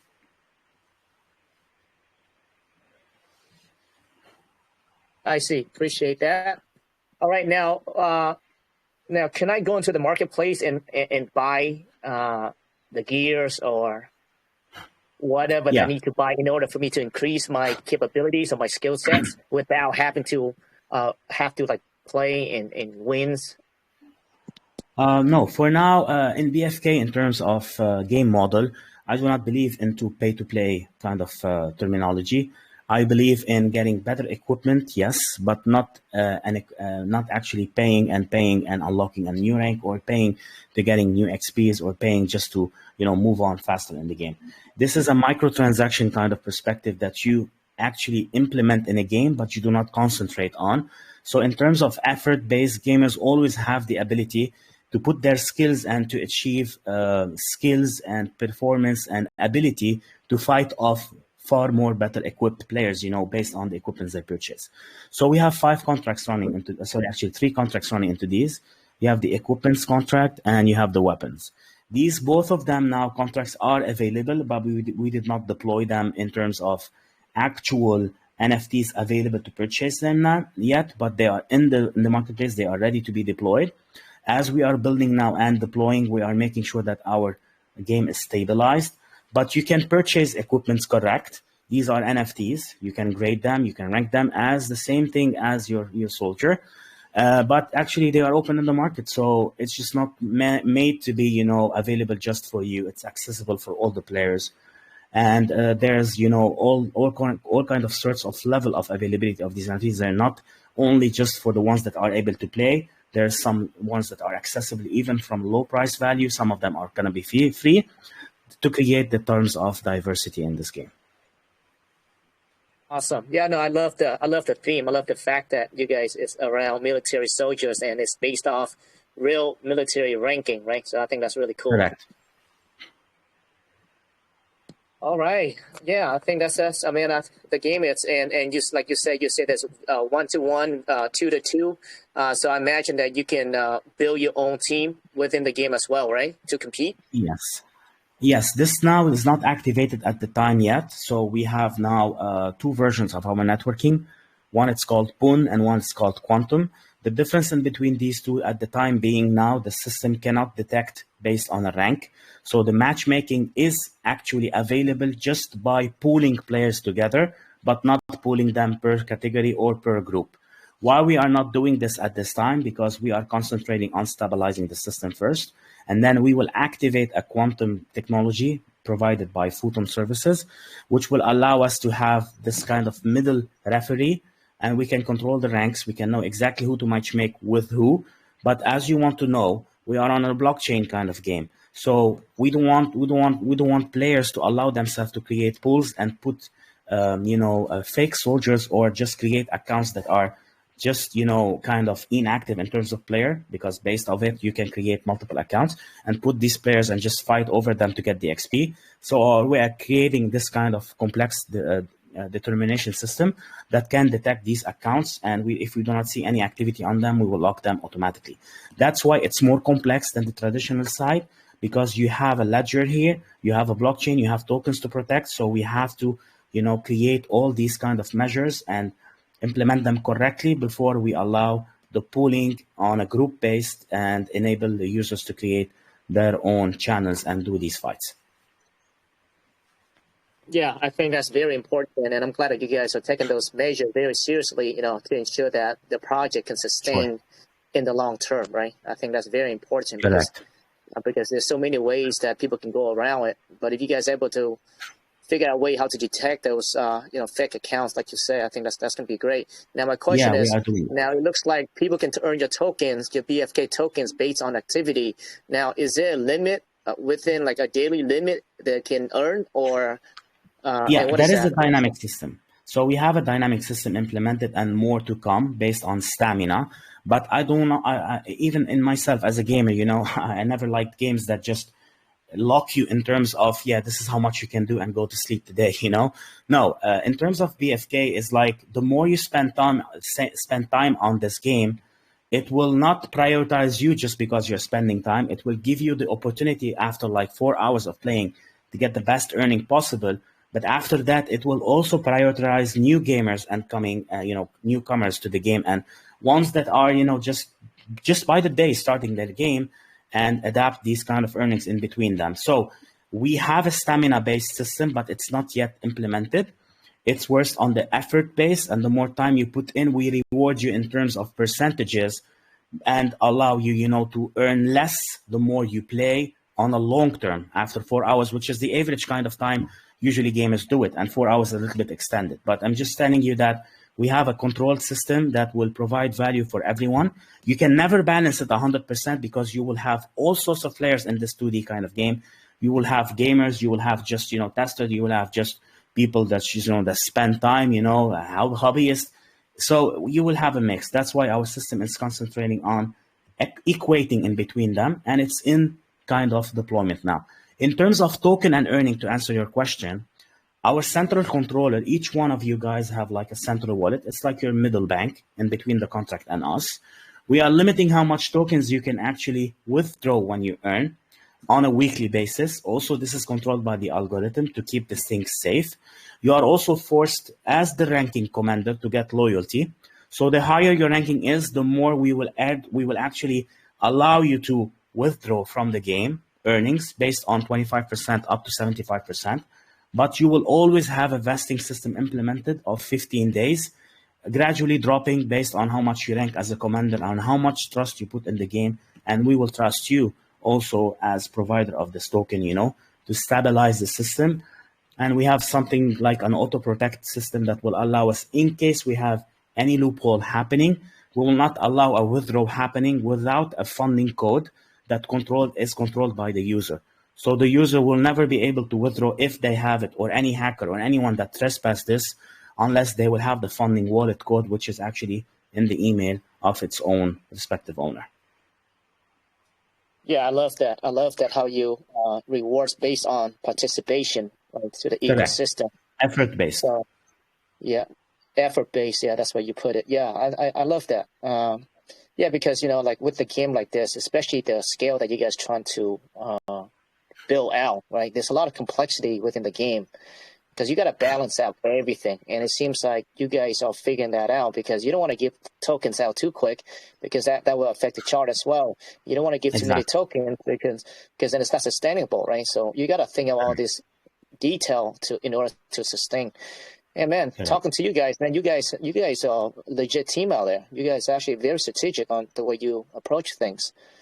So yeah, good job. But I think yeah, you're right. I think the market, I think your market cap right now doesn't really reflect the skill set of the team and what you guys have built. I think that's due to the market conditions, right? Yeah, correct. But as you know, we are a gaming project. We're not a blockchain only project. So the terms of concentration we have is 75% over the game, 25% over the blockchain. It doesn't mean we're not concentrating on the blockchain. It does mean that we believe that the brand survives any kind of market, in terms of blockchain, other than blockchain, creating a brand. So our concentration is social proofing the game, making people love it. And in this way, you will get support protecting yourself, protecting the blockchain, protecting the game. And this is how we are doing it now. It's based on the reflection of the community that we are really thankful for and the support we are getting, because this is how you're doing it. The blockchain is the psychology of each person looking at the project and accepting it.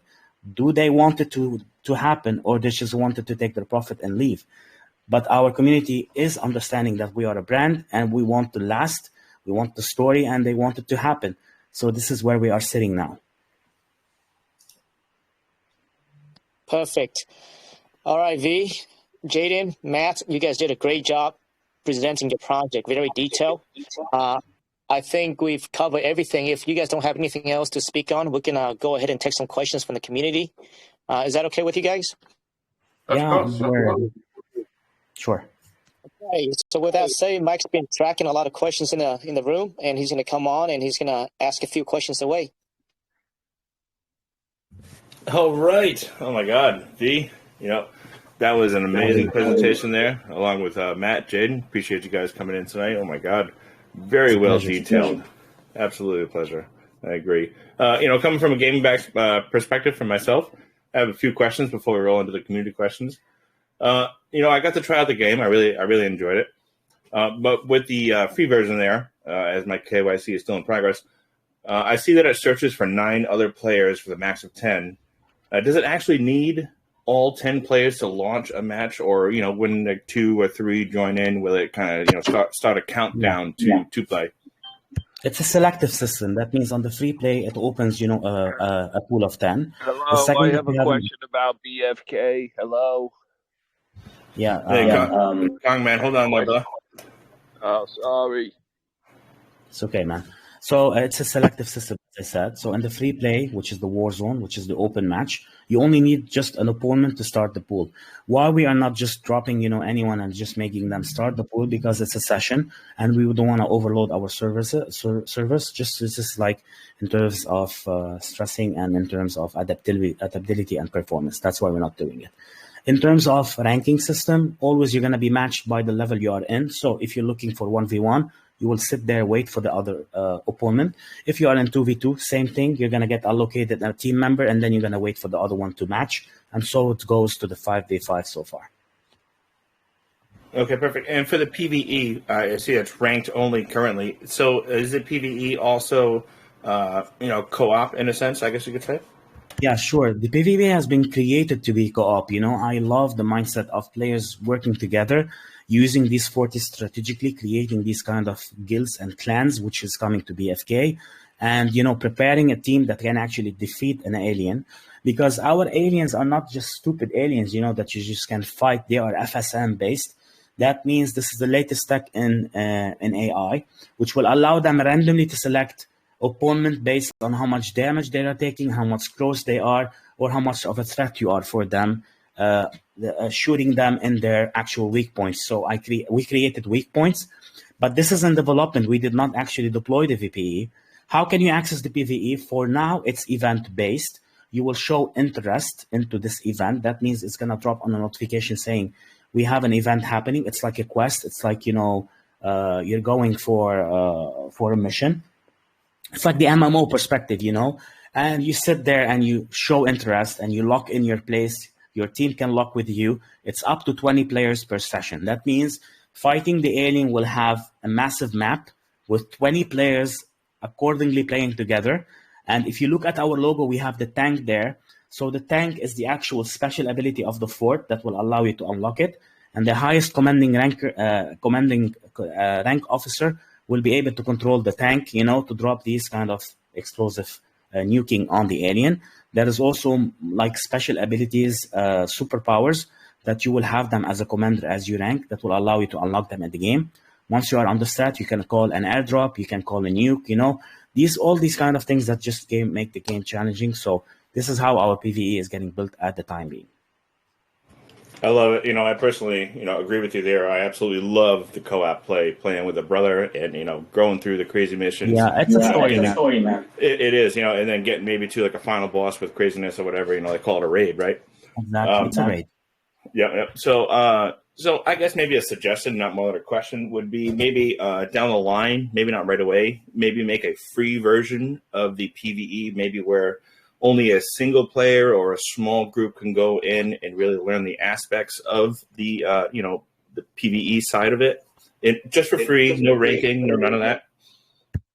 Yeah, that's the free play perspective that we created. Now, it's a free play doesn't rank you in terms of rank kind of effort, kind of joining skills that you acquire. It's just free play. You only get elimination XP, and we also count your battle because every contribution you make is counted per battle.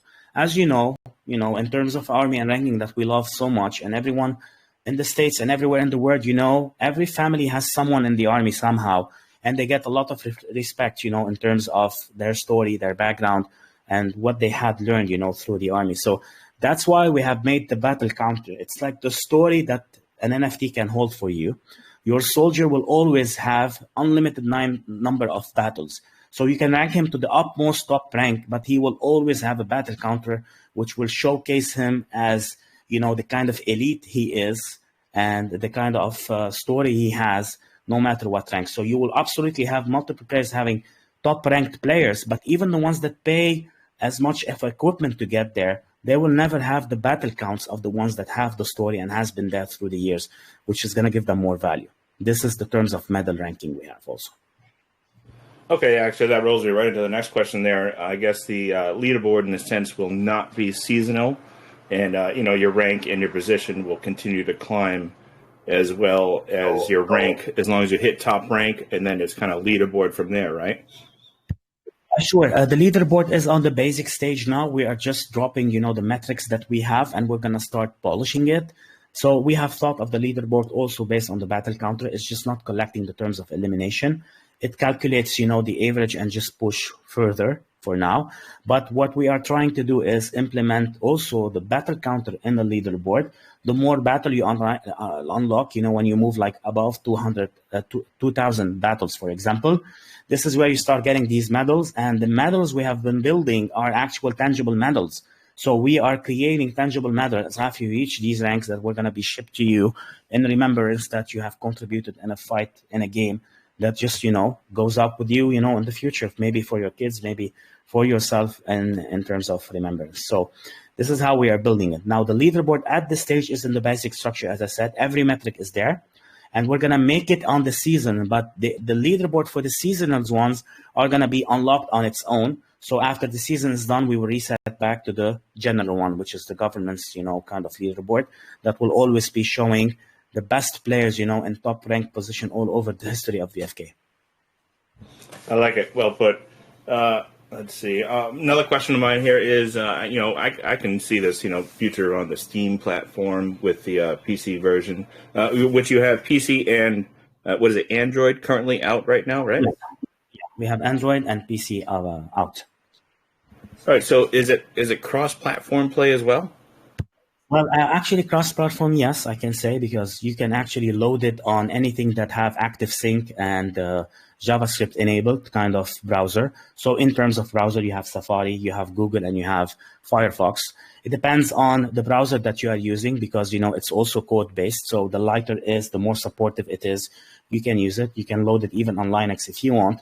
So in terms of cross-platform kind of term, it tends to be like it, and the rest is just any kind of phone that you have, smartphone that you have can run Android, starting from Android 10 up to now. On terms of the best kind of experience you want, you can just load it there, and iOS is following soon.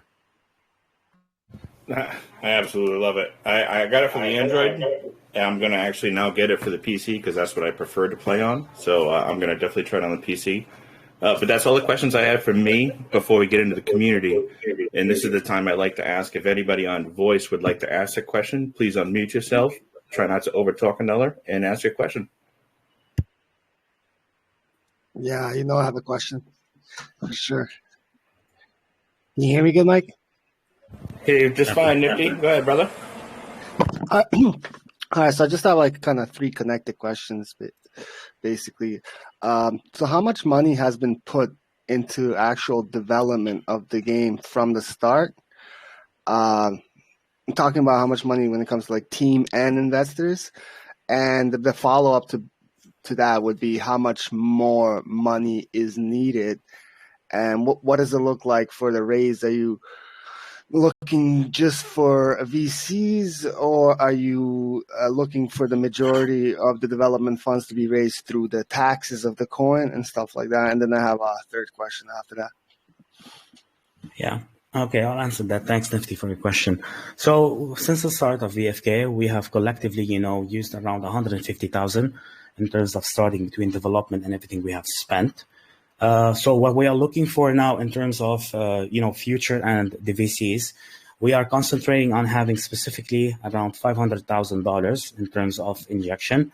And why we are concentrating on this number, because we are planning, as we said, for the 3D version, but we are working on stabilizing and making sure that our structure is completely deployed on the 2D side, because we are not planning to just migrate to the 3D and just turn off the 2D. There's always going to be a version of 2D. This is going to be BFK Warzone 2D, and then we're going to have BFK Warzone 3D. Now, moving from the kind of development we need to do, we are now running on Unity 3D. Unity 3D, in terms of resources and time spent and expenses, is usually cheaper than the Unreal Engine 4. That's why we are planning, to move on to the Unreal Engine 4 and use it in the development. And this is technically going to be far more expensive. At least in terms of development, we have to hit like $250,000 just to make the game on a really high quality level to start with.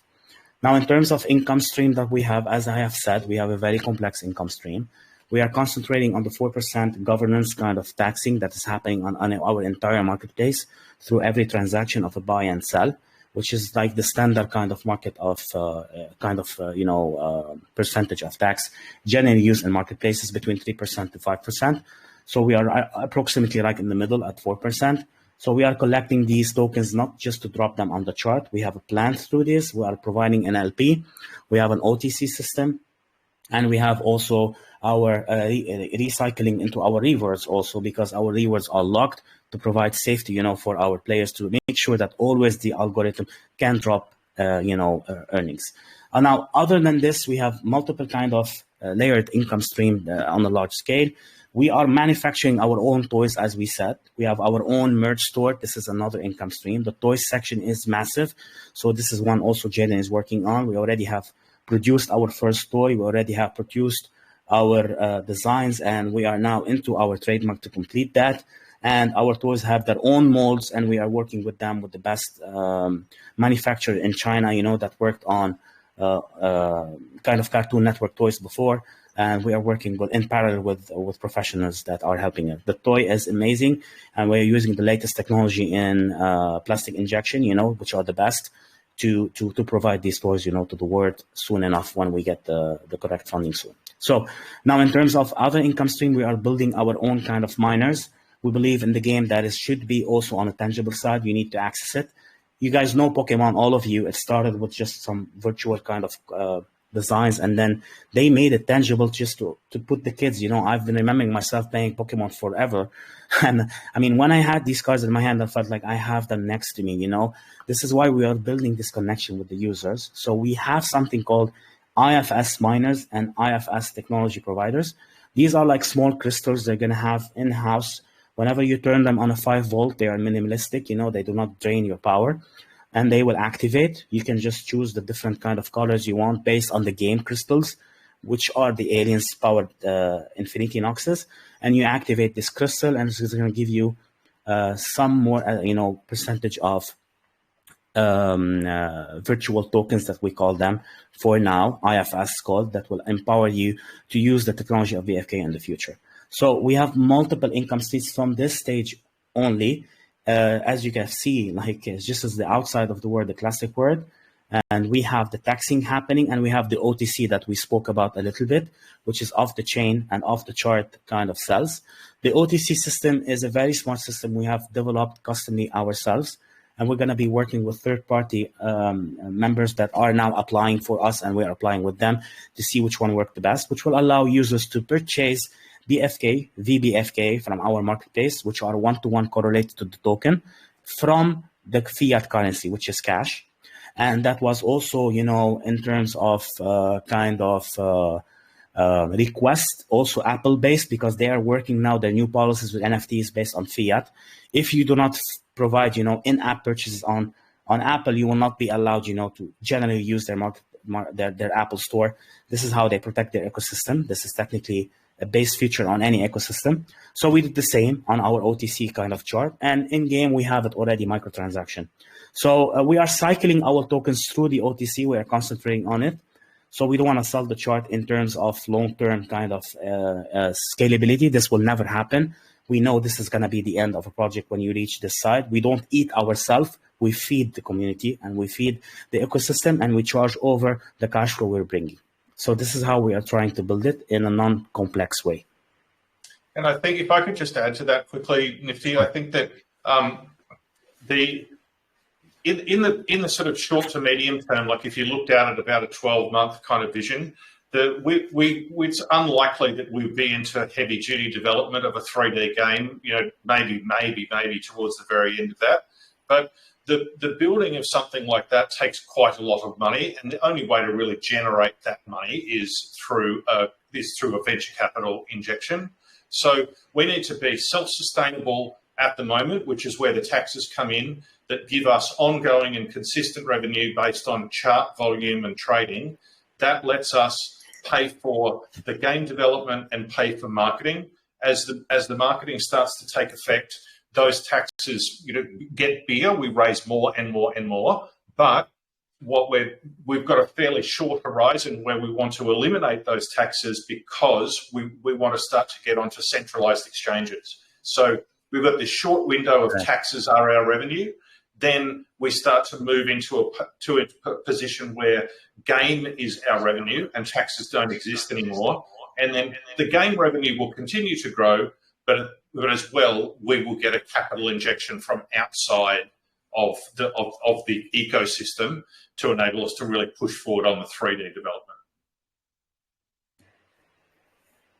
Awesome. So this is more like a comment too. So one of the reasons why I'm asking is because myself and a bunch of friends, we used to play the game called Phaeton Arena, and they had tens of millions of dollars in VC and millions of players, and they ended up, you can take a look at its chart right now and all that, but I think what ultimately ended up happening was I think the in-game currency, they didn't really work out their ecosystem. I mean, like, you guys probably have the best thought out ecosystem that I have personally heard in an AMA.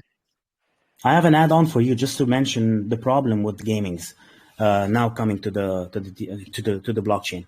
You cannot bring the traditional kind of perspective that you need a million player, to go onto the blockchain. The empowerment that the blockchain gives you is just not to have the biggest numbers.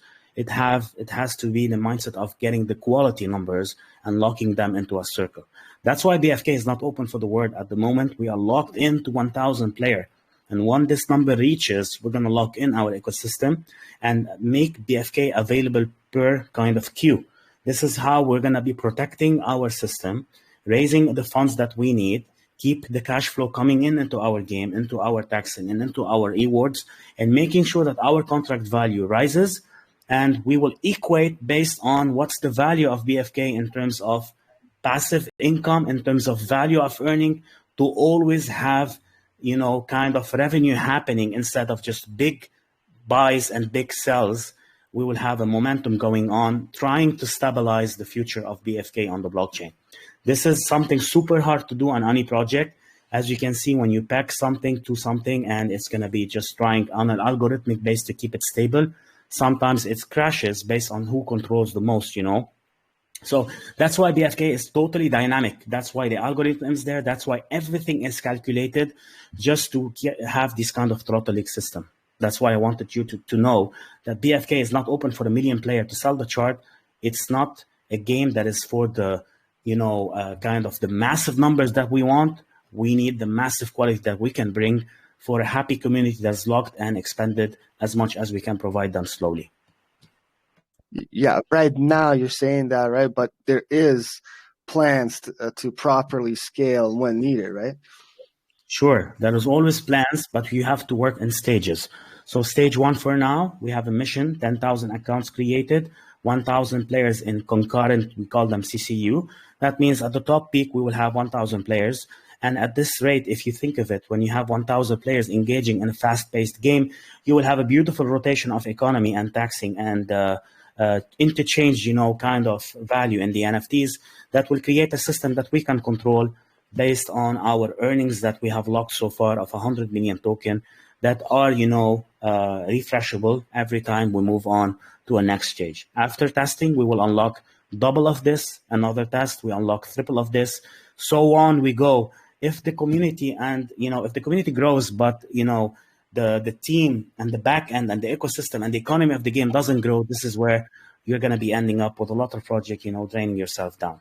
We will never control the blockchain. It's decentralized, but we will always provide a reason for players to stay in, and we will open it slowly as far as confidence rises into the blockchain and into our game based on our analytics we are following up with. That's it. Awesome, and I hope. Nifty, you're not. Sorry to interrupt you, mate. You're not talking about months and months and months between these things, right? Like we're rolling out these test cases as hitting these certain numbers that V's watching very, very closely on like a daily, if not hourly basis. And so we hit them. We establish that we're stable. We make sure that we've tested everything and that that we're not having any kind of impacts by those numbers happening that we didn't anticipate, and we move on to the next one. And so those movements, I would imagine, would happen at an increasing frequency. And so it's not talking about a lack of desire or ability to scale. It's just a control over how quickly that scaling happens to make sure that everything that we have planned for and provided for, to make sure that this is a long-term play-to-earn game and not a play-to-earn game that folds in the first 6 months, happens the way that we anticipate. Yeah, for sure. And I think you guys did everything what you needed to do in a slower pace, which I think is the way to go, especially now in this bear market. So I applaud you guys for that. And just want to say that it's always good to look at failed projects and, take a little bit of what they were doing and adjust it to make it work. Yeah, thanks. Thank you, Nifty. Appreciate that, Nifty. Actually, speaking on that, you said locking in the ecosystem at a 1,000 user base. So my question, what is your current progress on that to your 1,000 mile mark? Sorry, can you come again? I did not get the question well. Just the total users. We've got it's a 10,000 users and 1,000 concurrent players is the first. Yeah, I'll explain. This is 10,000 users created. That means could be a mix of just blockchain users, not just gamers. So this is our marketplace kind of user base in total. But the concurrent players doesn't mean just 1,000 in terms of 1,000 exactly. This is a refresh-based 1,000 player. That means you can have probably yourself playing for 4 hours, leaving the slot, and somebody else can lock in. So the 10,000 players on a factor of 1,000 concurrent CCU, this is a lot of room available for maybe all of them to play anytime they want. But the 1,000 players is actually collecting all the power that we can provide of 1,000 players trying to earn at the same time with our algorithm, making these calculations to airdrop correctly the right amounts, not to, extend over of our allocated tokens for earning at the time being. This is how we are trying to, put it in brackets. And at the same time, not allowing them just directly to withdraw everything, giving them the advantages of staying in the economy, but at the same time, making them put effort, into the game before. And what's our marketplace numbers up to now, V? How many people? So we have now, at the time being, 450 accounts in terms of public creation, but we have been testing, with a user base of 200 focus group. So in total is around 650 accounts. And we have daily active players in these 2 weeks, just like this, in rotation, surrounding around probably to 60 in terms of the ones that are playing. And we have 10 to 20 players that are actually they already played on an average 2.5 hours per day on a week basis. And they have collected over 10 to 20K in earnings from BFK, each one of them. So in total, 100K. and they have also ranked their soldiers and played over than probably 200 fights and had more than 20K to 15K eliminations, which is really good numbers so far where we are standing at. Okay, I respect that. Yeah, I see. Oh, go ahead, Drabble. Go ahead.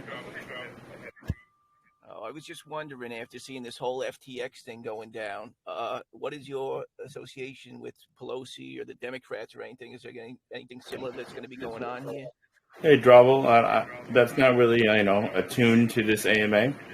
So you can drop your question in chat if you'd like. Oh, what are we talking about here? All right, you're done. Sorry about that. Thanks, Mike. As much as we're all part of the military, we like to keep it non-political.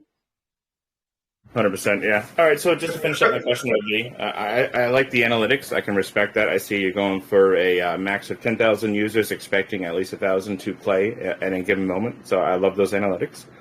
All right, so does anybody else from the community want to voice their question before I jump into the text question?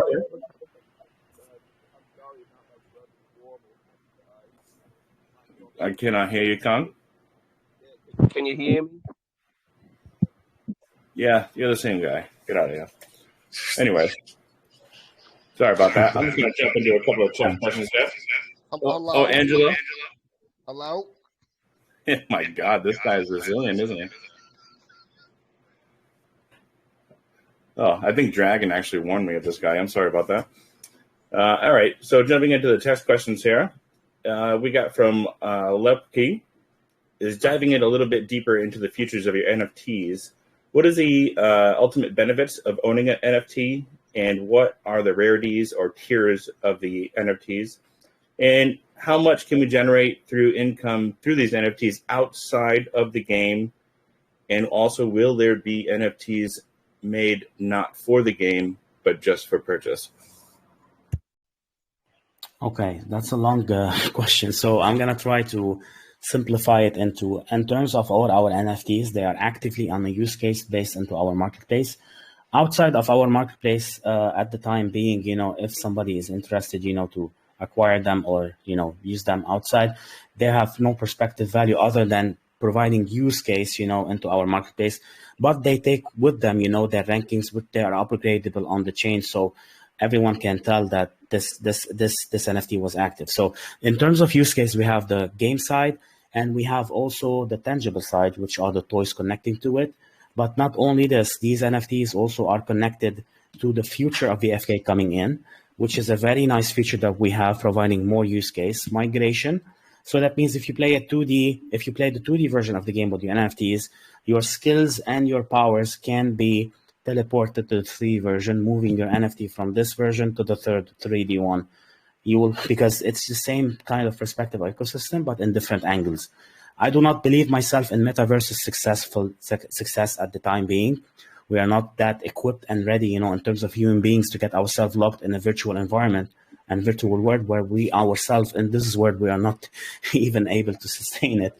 So that's why we're creating this kind of multiple layers, in a game that you can access, experiencing, moving on to other versions. So now we do have NFTs that actually do not affect the game directly, but these kind of NFTs will be just used, to as in terms of your account, if you just raise your account kind of design and value. Once you have an NFT, you will have just a little bit more kind of aesthetics feature we're going to implement, not directly affecting game, but just in terms of visibility, as yourself.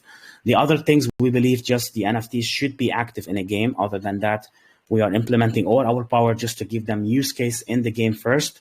Use case, just having them as artifact and limited by supply.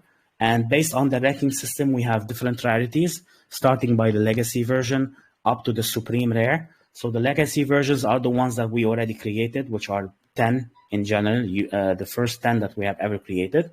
And these are following, each army department and Marine Corps and so on. So we're going to have a long kind of chain of these soldiers on each category. And every one of them has its own ranking from 1 to 10. but they will be unlockable from 1 to 100.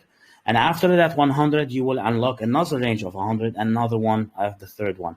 So we will have the legacy level, we will have the supreme level in rarity, and we have in the middle ones. So they are accounting around 7. And you will have also the ranking capability of each soldier, starting by the legacy stage up to the commando stage and up to the elite stage. Each one of them account to 100 level. Each one of them can get you millions and thousands of battle counts for your soldier, and each one of them has per rank ability to get you not the governance token. Also, we do not believe just in tokens.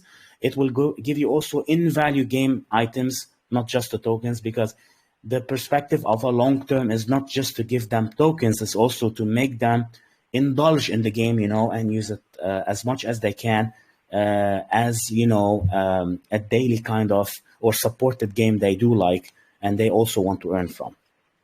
So this is like in just a very brief way. I absolutely love it, man. You guys have thought of every angle, I tell you. Yeah, sure.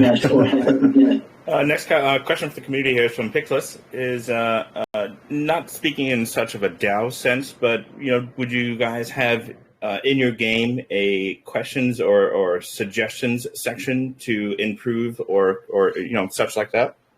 I'm going to say the word hell yeah, because I'm a gamer myself. And I was just remembering that, I'm standing like over the years, if you want to count them, just a complete year sitting on forums and trying, to help other players understand more what we can develop. And as I always said, there's no kind of game that successes and succeeded just by its developers. It's made by its gamers successful, and it's always going to be the fact. That's why we have 3 places to actually inquire about this. Our Discord channel have been programmed into forums kind of location and into gaming suggestion, blockchain suggestion, server suggestion, and everything you can do. The community has been contributing a lot, and the game has been changed so many factors, because myself, I watch them daily. Any suggestion that pops in that makes sense at the stage we are taking it in consideration. Every suggestion, we are looking through it. So yes, you have the Discord first. Now, based on our latest partnership and, we have acquired, we got also approved by Zendex itself. They provided us support for 6 months, getting the startup package based on our also partnership with Amazon on their AWS Activate program. So all these institutions are backing us up. And yes, we have a Zendex complete help center that will allow you suggest, learn about the game. We have supporting tickets level. We have chat also enabled. So this is not just a game. It's a full forum that is available for players. And I'd love myself personally to look at this, because to be honest, there is always limit on how much you can dream and how you can achieve yourself. And, I do believe that gamers can always change a game just by giving these ideas that I never thought of. And this is the power of BFK. It's a mix of ideas, and it's a mix of things that I believe that the community should form into the game to shape it like they want. Appreciate it, V. I love it. Next one is coming here from Alex Costa. Let's see. So the BF. Oh no. Okay. So what are the initial requirements, if any, to play the BFK Warzone game? Such as, do I need to hold your tokens or NFTs? Just for the record. You need internet connection. That's it. I think Matt can go through some details. Yeah, so technically, I already said it before. We don't want, to limit. We don't want to limit the users coming from the classic world, and most of them are not just prepared for the blockchain; they are learning it, through the process. So not to make things complex, you download the game on Android, for example, or on iOS. You create an account like you normally do it, and then you have accessibility to the virtual NFT, and you can start playing directly. It's not an NFT actually; it's a soldier, and you can just start playing. If you like the game, you can opt into the marketplace and opt into our KYC and access the entire feature set. So it's based on stages, and you don't need any low, kind of base amount that we need. We ditched that, so it's 0. The game is open. That's why we have the virtual NFT ready there for anyone that wants to play. And you just have to KYC, and you can start earning by putting your efforts in this soldier, which is actually has been adequately balanced, I want to call it, because I didn't want it to make it too, kind of hard for it to grind, but at the same time, we cannot make it too powerful also for our fellows NFT members and the ones that are in. So it's very well balanced. You can achieve success with it. It has been tested by our gamers, by our focus group, and we are all approved that it's balanced. So everything in BFK has been thoroughly tested and always under test. And I mean, just to clarify, Mike, like, so you don't even need a crypto wallet, right, to play the free version. So if you've got an Android phone at the moment, and within another few weeks, I would say, on an iOS phone, you'll be able to download from their respective app stores or Play stores with no understanding of what crypto even is and play this game. And one of our objectives is to engage people in the game enough that they want to engage at a greater level. And we want this game to be an avenue to introduce gamers to the blockchain. So get them in based on the playability of the game and the story behind the game and the characters, and have them enjoy it so much that they go, I actually want to do more. How can I do more? And we'll have video tutorials to say, well, you have to open a wallet. Here's how you KYC. Here's how you do this. And so we'll bring blockchain users through this game. That's our vision. Perfectly said, Matt. Yeah, but give them the free version. They like it. Continue on further. I like it. Next question coming from John Lex here is your NFT character is known as a Fortis, as each playable NFT offers unique strengths, weaknesses, and an origin story that creates an alternative gameplay experience while incentivizing strategic tactics. Psychologically, people crave adjustment. So character customization is always a big deal in this type of game. So the question is, down the line, how much can you customize this character in a sense of appearance outside of, weapons and armory? Well, I'll let Jaden. Jaden has the story completely fine. He knows like these details. Jaden, can you just give them we've been just putting ourselves into this, me and him daily on the story of these sources. Yeah, so we're obviously building the backstories of all of these characters, and each of them, will have their own special ability. So as highlighted in the video that we showed before, Armus, our little soldier that lives in the snow, his special ability is sniper. He's got different weapons. He's got different different abilities to be able to kill. He's a rarer Forti and so forth. Each, Leslie, one of our Navy SEALs, her special ability is the sticky bomb. We've got another sniper, Scopic. We've got Cocken, who's got a rocket launcher. So each special ability will bring with it its own kind of power and so forth, and that will allow you to play each character differently. So they'll have their strengths and their weaknesses. Some are going to be better down in the tunnels. Some are going to be be able to run faster and so forth. Cocken, for example, with the rocket launcher, he doesn't run as fast as the others because he's got to carry this bloody thing around on his shoulder. So we'll be translating that in the backstory in terms of how we tell it, but it will also be quite obvious in the game what each of those special abilities will be, and we'll custom, we'll tailor each character, the way that they animate, the way that they move, the way that they interact in the game, to sit alongside those special abilities.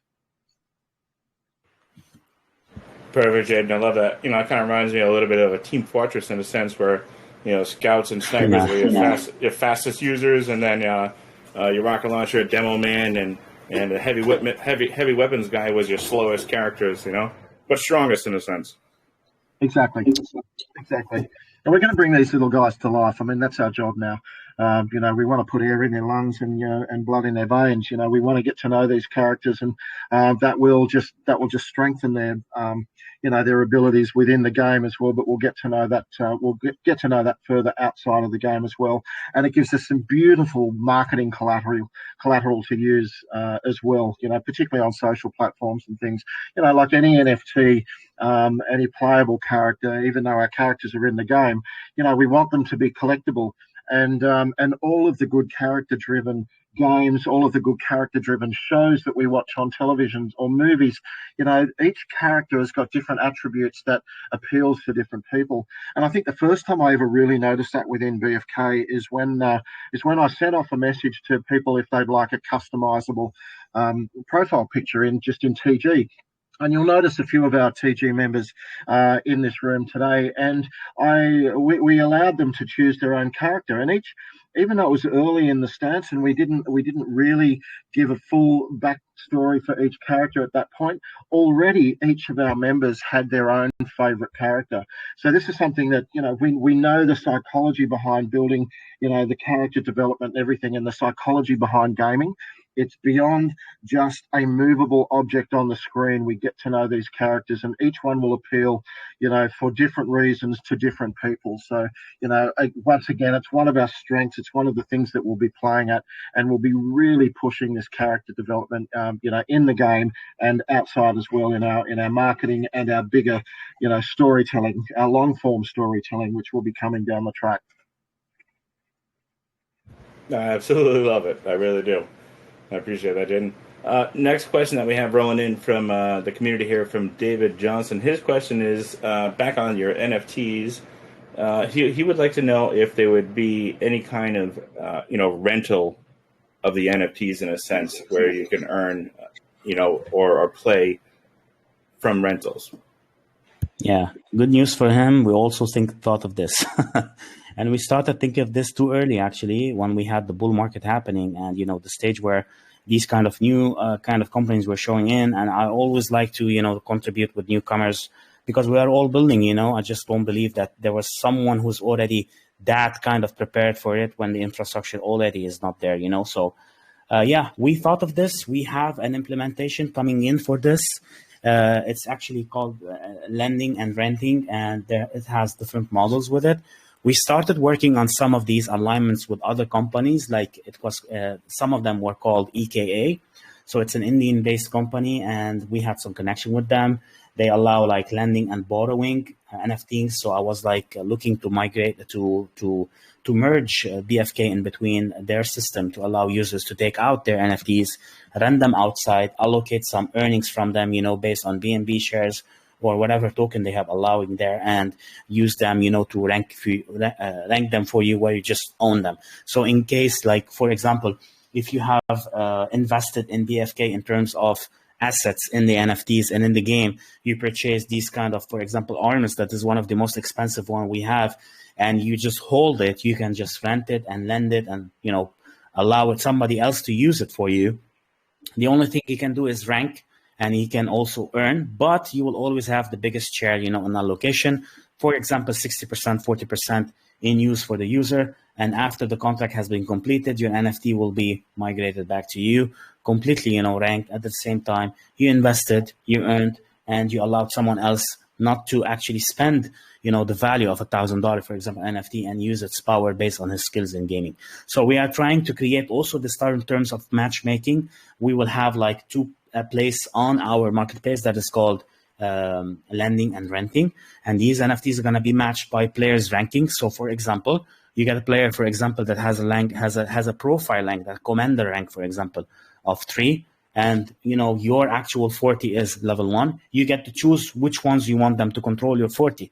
So, for example, if you opt in for the higher level commanders, you're going to get definitely far better players, or you want to just have your normal NFTs there, the cheapest one, you can put them there and you can actually allocate them for level 1, the early ones that are coming in.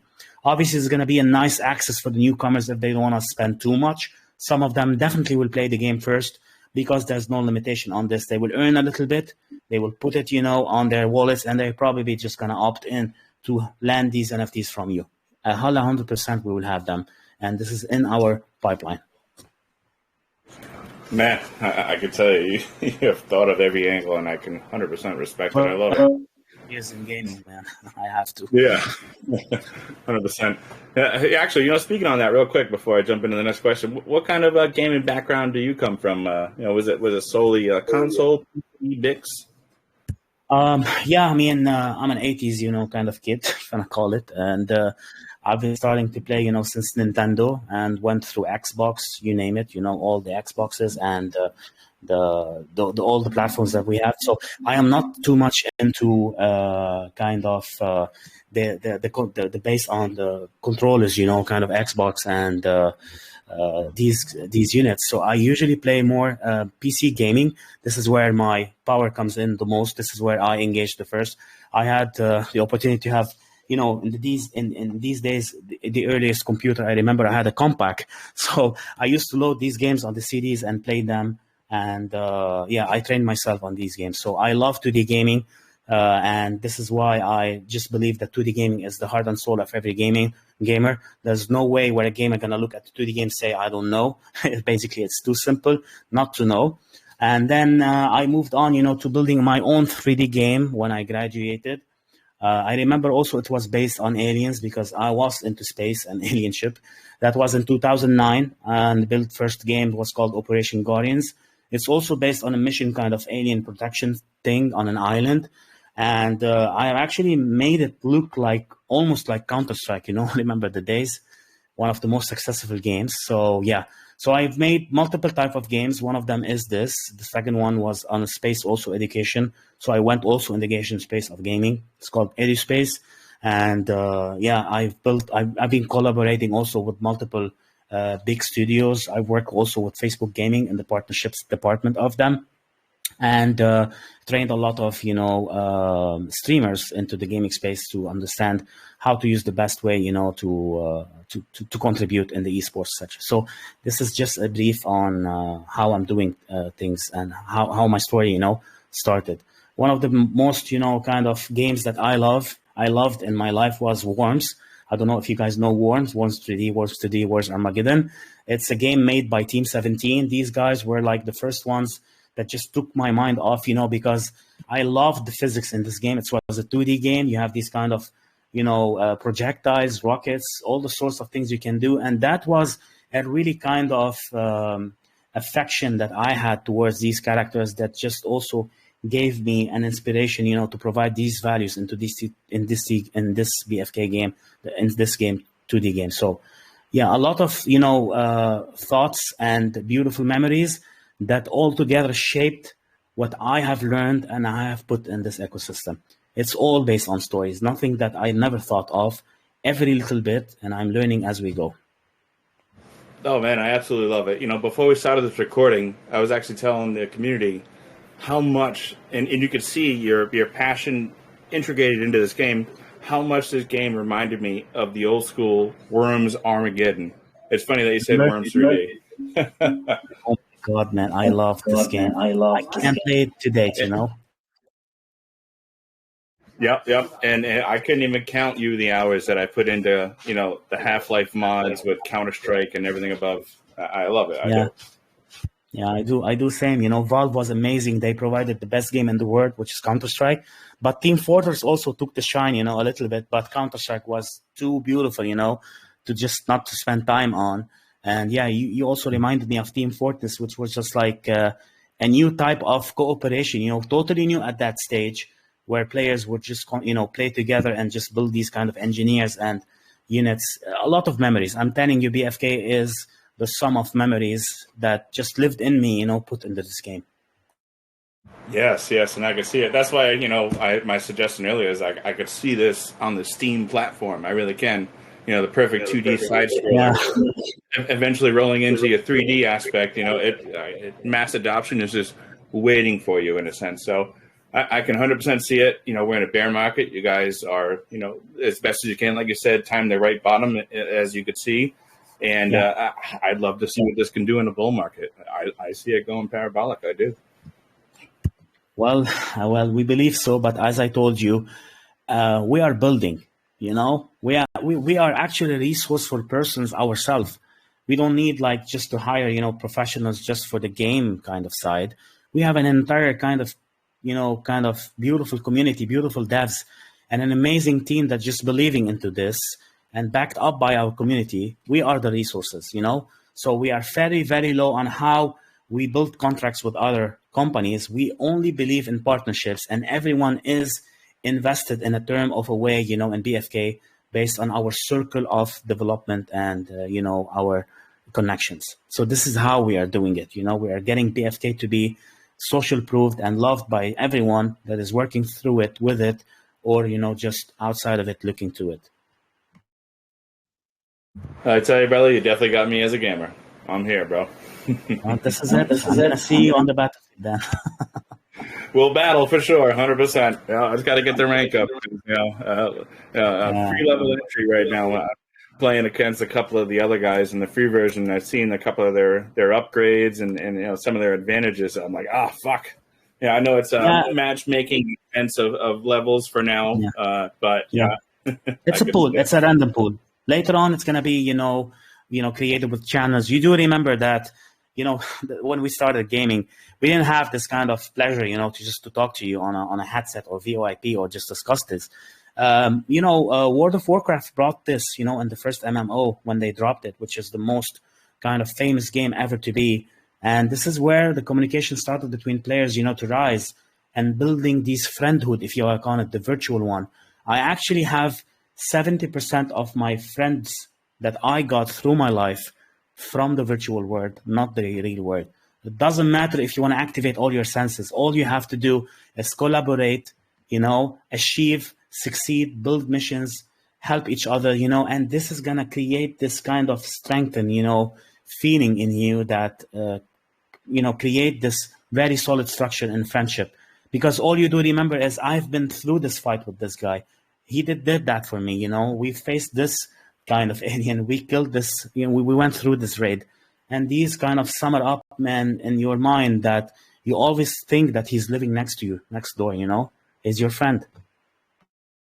100%. I've been there too, playing deeply in Destiny 1, Destiny 2, going through the raids where you will not get through that raid unless you have a tight team that you're one and two. Exactly. It always goes the tankers, man. They are the ones to blame. 100%. All right, jump back to the test questions here, brother. We'll take a few more. I know it's getting a little late, rolling on 3 hours here.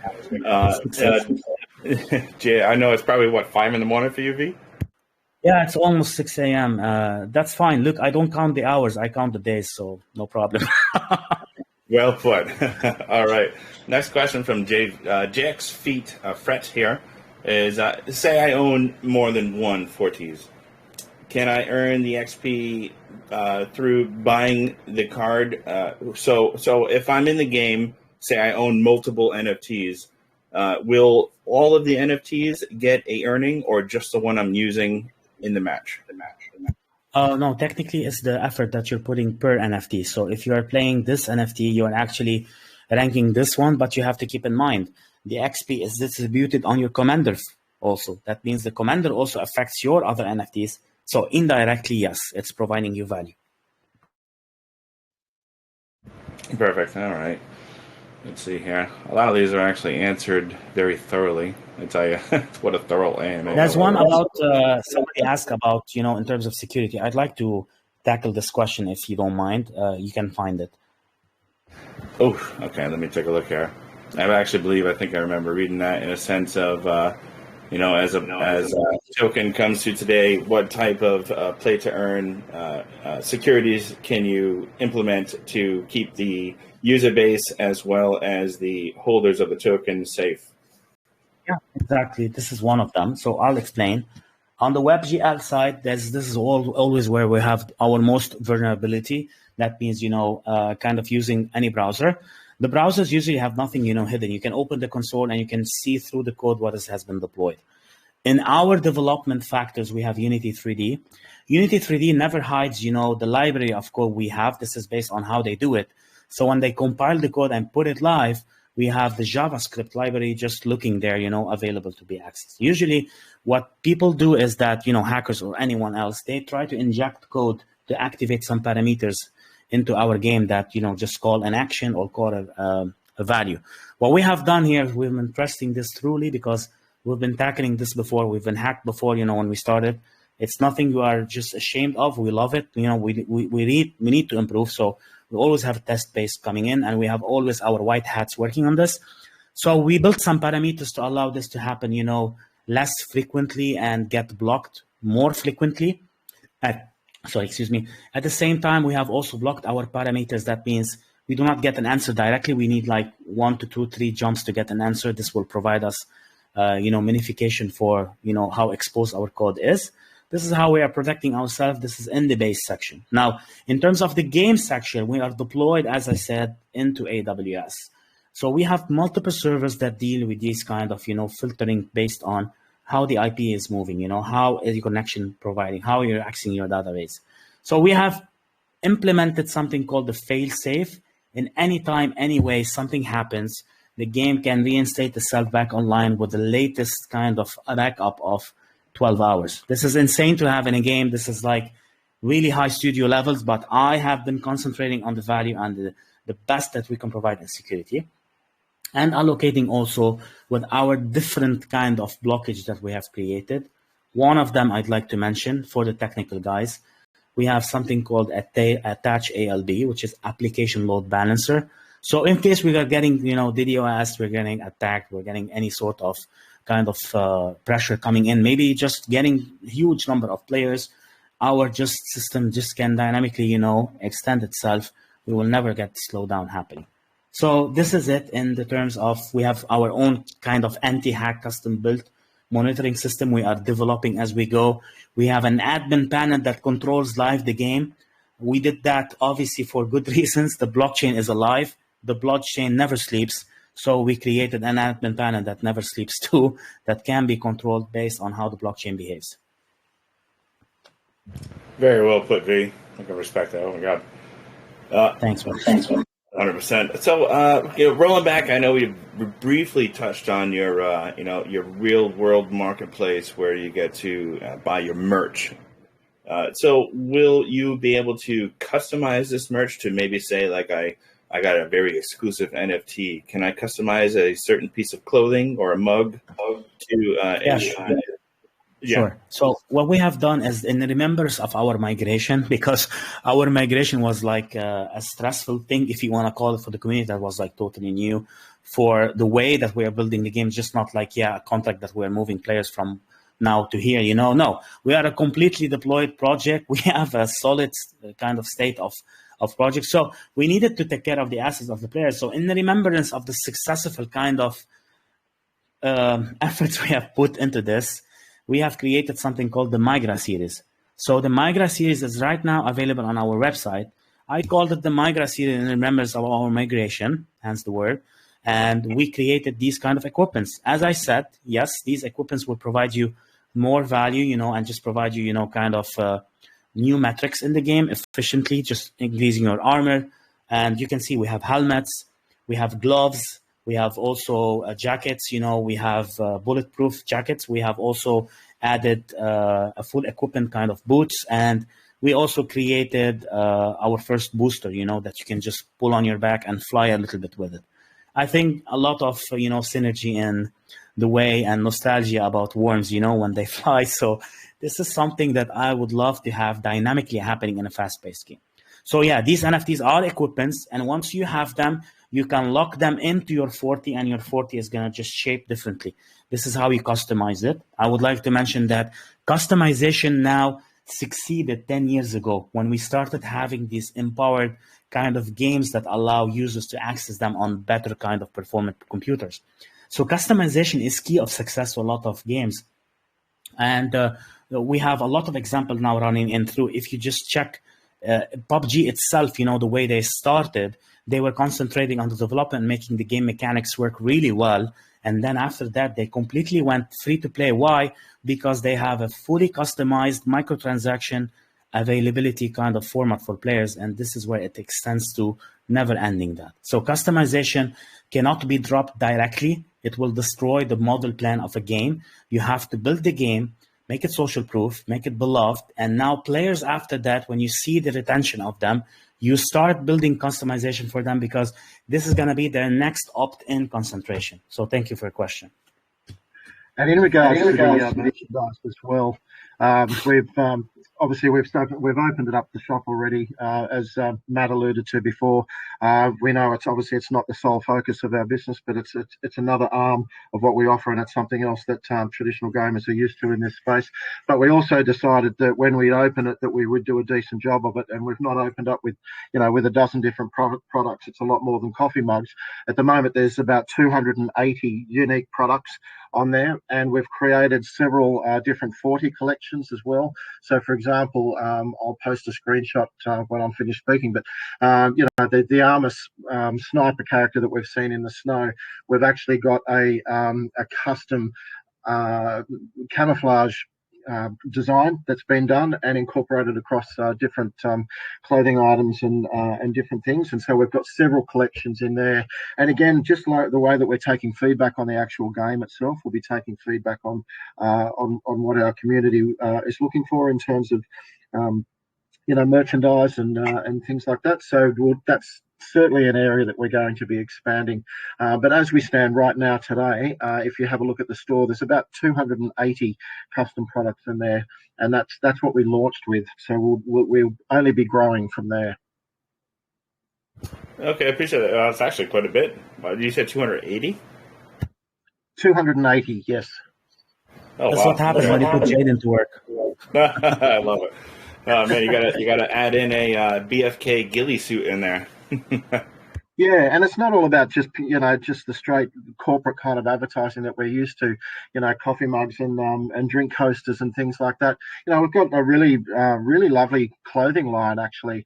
For everything from activewear to jackets and hoodies and all that sort of stuff. But based around, the fact that we're set in a war zone and we've got all these camouflage different things, it actually gives us a really lovely scope to be able to work with from a creative perspective. So I've had a lot of fun. I know there's 280 of them because I've designed every bloody one of them. It's been a labour of love, but there's so much scope. Excuse the pun for our snipers, but there's so much scope in terms of what we can do in terms of merchandise that we're going to have a lot of fun. We've got some big plans for our store, and we're going to take it in quite a few different directions. But we certainly think 280 products as our first base to launch with is a pretty good effort.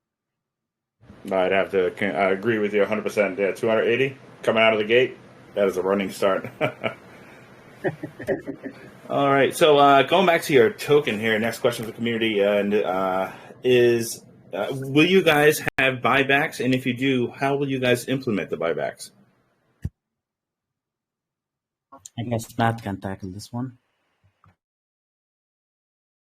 Yeah, just let me get myself off mute. Sorry.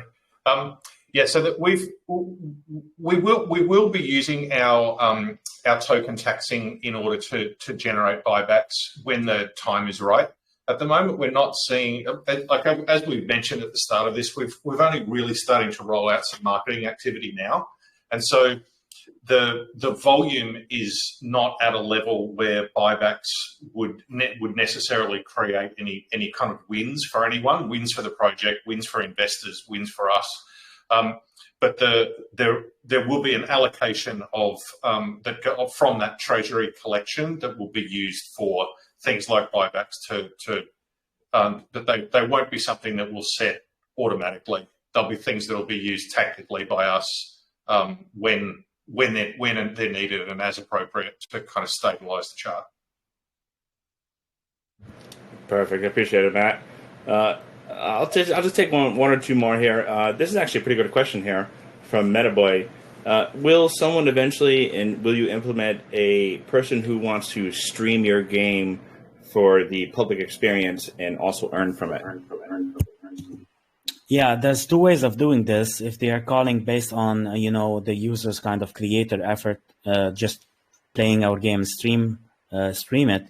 I'd like to always, just give them an incentive in this terms. So this is going to be based also on the set of the subcategories we are creating and contribution for the game, partnership advisors, so we have a bracket for these influencers, yes. But the other side that we thought of, which is very trending in terms of games, it started with the MOBA games, which are hero-based and closely very similar to the hero style we have in our game. we have our own live streaming platform inside of BFK is going to happen. We already built this infrastructure for it that will allow you just to go and live stream events. You can watch them, just like esports, comment over them, just take a look, see what's happening, learn from, highly ranked players, and just, have an experience of seeing a live stream happening throughout the game as it goes. I love it, V. So I'm not sure of the requirements, but maybe down the line, have you thought of the mainstream in a sense of being able to stream on Twitch? Well, technically we are able to stream it for sure, but we don't have any collaboration with any of these platforms yet, because you know what? I just don't want to have the facts that this is like, yeah, it's a feature, you can go do it. No, I always like to implement things, incorporated with the platform. So definitely looking through this when we have the ability and time just for, to make this department, this section really well put into the game. So we polish it first. All right. I love it. Well, V, Matt, Jaden, that was an amazing presentation. That's all the questions I'm kind of really seeing that's relevant, and then we're going to take from the community tonight. I'm also going to say to the community, this was an amazing team, an amazing project here at BFK Warzone. Any questions I might have missed or not asked, head on over to the Telegram. Seems like they have a community that's in a team that's willing to answer any questions and ready for it. Very well articulated, the entire AMA. One thing I would like you to leave us with before we maybe jump into the giveaway here is I'd like to maybe ask you to give us a 3-minute presentation, if you could, on why the community should pick your token. Matt, if you want to go for it. Yeah, so I think at the moment it's about like everybody knows that the success of a token is largely dependent on its utility, and I mean there have been historical tokens that have been very successful from an investment point of view based on meme and popularity, things like Shiba and stuff like that. But long-term success is dependent on the usability of the token, and it is very rare, if any, to see a product and a token launch at the same time with the same degree of effort and the same degree of scale that the BFK game has been built at. And I'm sure it's been obvious from listening to us and from doing things like reading our white paper and playing, that the possibilities for the improvement in that game functionality and the increase and growth in that game functionality are just endless. And the token as it stands now, I don't think personally, and you put the whole not financial advice around it, but it could not be more undervalued. And that this is the time to jump in before the market starts to get exposed to this, because we have not really started marketing. You guys are the first solid AMA we've done. And so we're not, once we start talking about it and people start learning about us, we're going to get some investors and we're going to get some volume and we're going to get some growth. Take advantage of the fact that you guys happen to be first and get in now before the price goes up. Well said, Matt. All right. Well, V, if you got nothing else to say, we'll roll it into. Go ahead, V. Yeah, sorry. Just like any of us, in the team can answer this question, because everyone has, a story behind how we look through BFK. But just to say why you want to access this game, and you want to access it as early as possible, because I mean, we've built this game, to be in connection with the player and in connection with any trader. So anything that you do in this game has been registering value for you in terms of play, in terms of accessibility, in terms probably just, getting into the black market, using these NFT and just, selling them on a higher price, in case of lending, renting, in case of just contributing into the technology of it, in case of the pools we have created for the players. So everything has been thought of. And the blockchain side of it is just only 25% of it. So I want you guys to know that the security of this game is just not by a chart, is also by how strong the ecosystem is. And BFK is a hybrid game. It can survive even without the blockchain. This is what I'm stressing on. And I'm not saying that we don't need the blockchain. Our mission is to fix it on the blockchain. Our mission is to implement blockchain into gaming and fix the structure of it. Fight inflation, scale the game, get it to every player we can. But there's always limitation on how you do it and how you start with it. BFK is extendable and scalable to whatever extent we want to do it, because we are in control of it. We are building it. We are the resource of it. And every one of us is putting his own experience into it. That's why I'm saying that there's nothing more than valuable other than a team fully engaged and a project that has been, building without even scratching the surface of, exposing itself to the market yet. So imagine what can we do when we start our exposure. We already now started with you guys. We're proud to be here, but just imagine the scalability of it. That's a big reason for you guys to know this is a very valuable game. This is a brand. This is a future in business. This is something you want to be part of. That's it. Yeah, I'm going to add to that if I've got 2 seconds. Just we've talked so much about the game. 3 minutes, Mike. I know. Sorry, taking the 3 minutes. My 2 cents is just on the back of everything that we've been talking about in terms of the operational side of the game and the visceral sense of the game.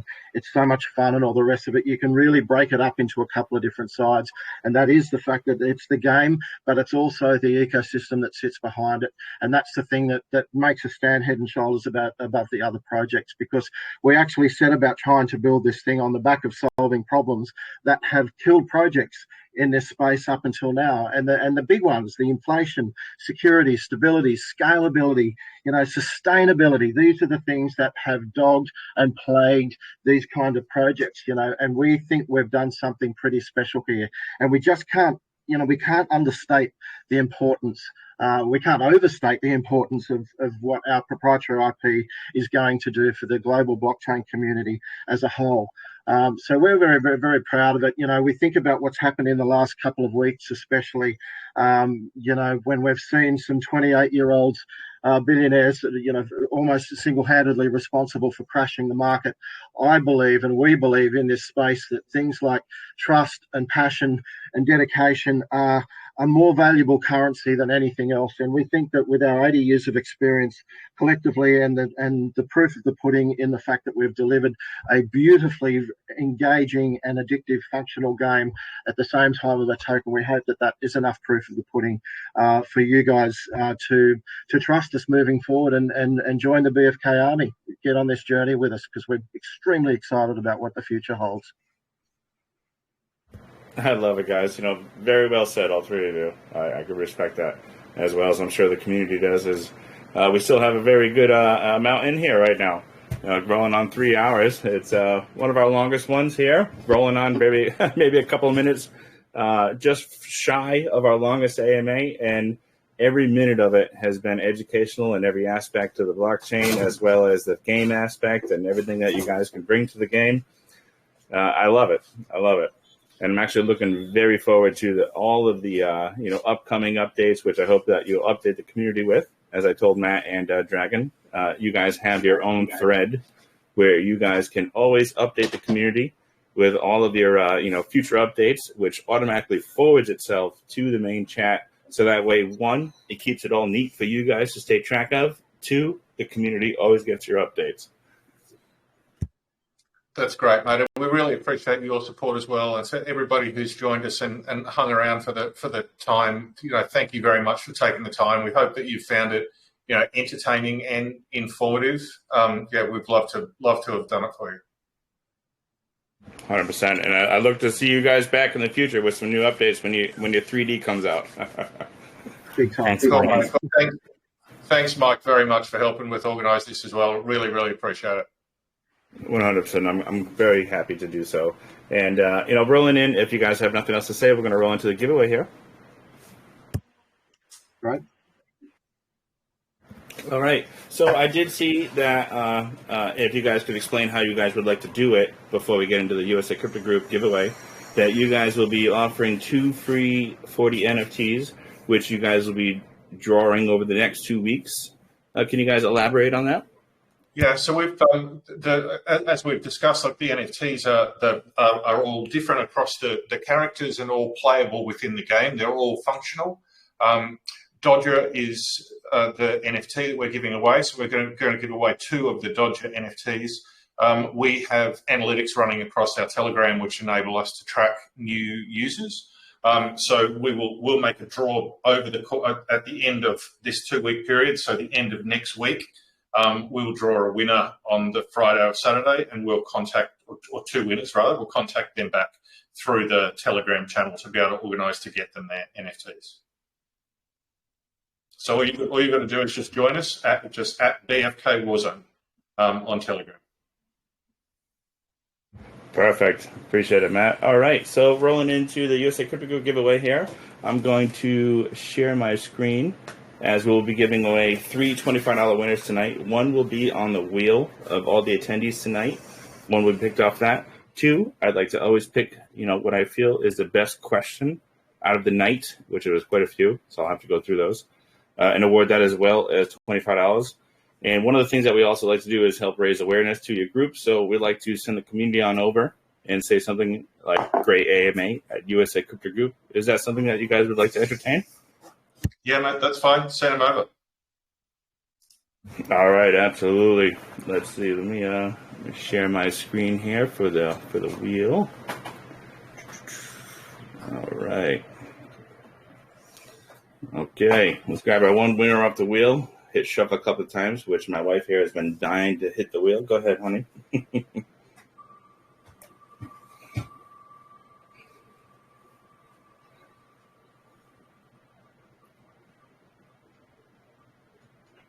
Was that blue rubber duck? Congratulations, won yourself $25 tonight. That is it for the wheel tonight from the random attendees. Like I said, we'll also pick one random winner that will join a group, say great AMA at USA Crypto Group, as well as one best question. And if there's nothing else to say, guys, we can wrap this up. I'll get the recordings all, stitched over to YouTube, and as well as this TG recording to you guys right after this. Amazing. Thanks, man. Thanks again. Thanks, Mike. And I hope to see you on the Warzone, man. I'm waiting for you. Just tell me your username or your nickname. Oh, man, I'll be there. You better see me there, because now I know that I can get it on the PC. Game on, brother. Yeah, it's easy. You just load it on the browser. Oh, I will for sure be there. Mouse and keyboard is my thing. Amazing. Thank you so much. It was amazing. Thank you, everybody who's been listening to us. It's a pleasure. And hopefully we see you at BFK Warzone headquarters. And looking forward, for a future kind of reconnection, hopefully in the future. Awesome. Thanks, guys. Jaden, Matt, V. It was a great AMA. And USA Crypto, we will see you guys on the next one. Thank you. Bye-bye. Thanks, Mike.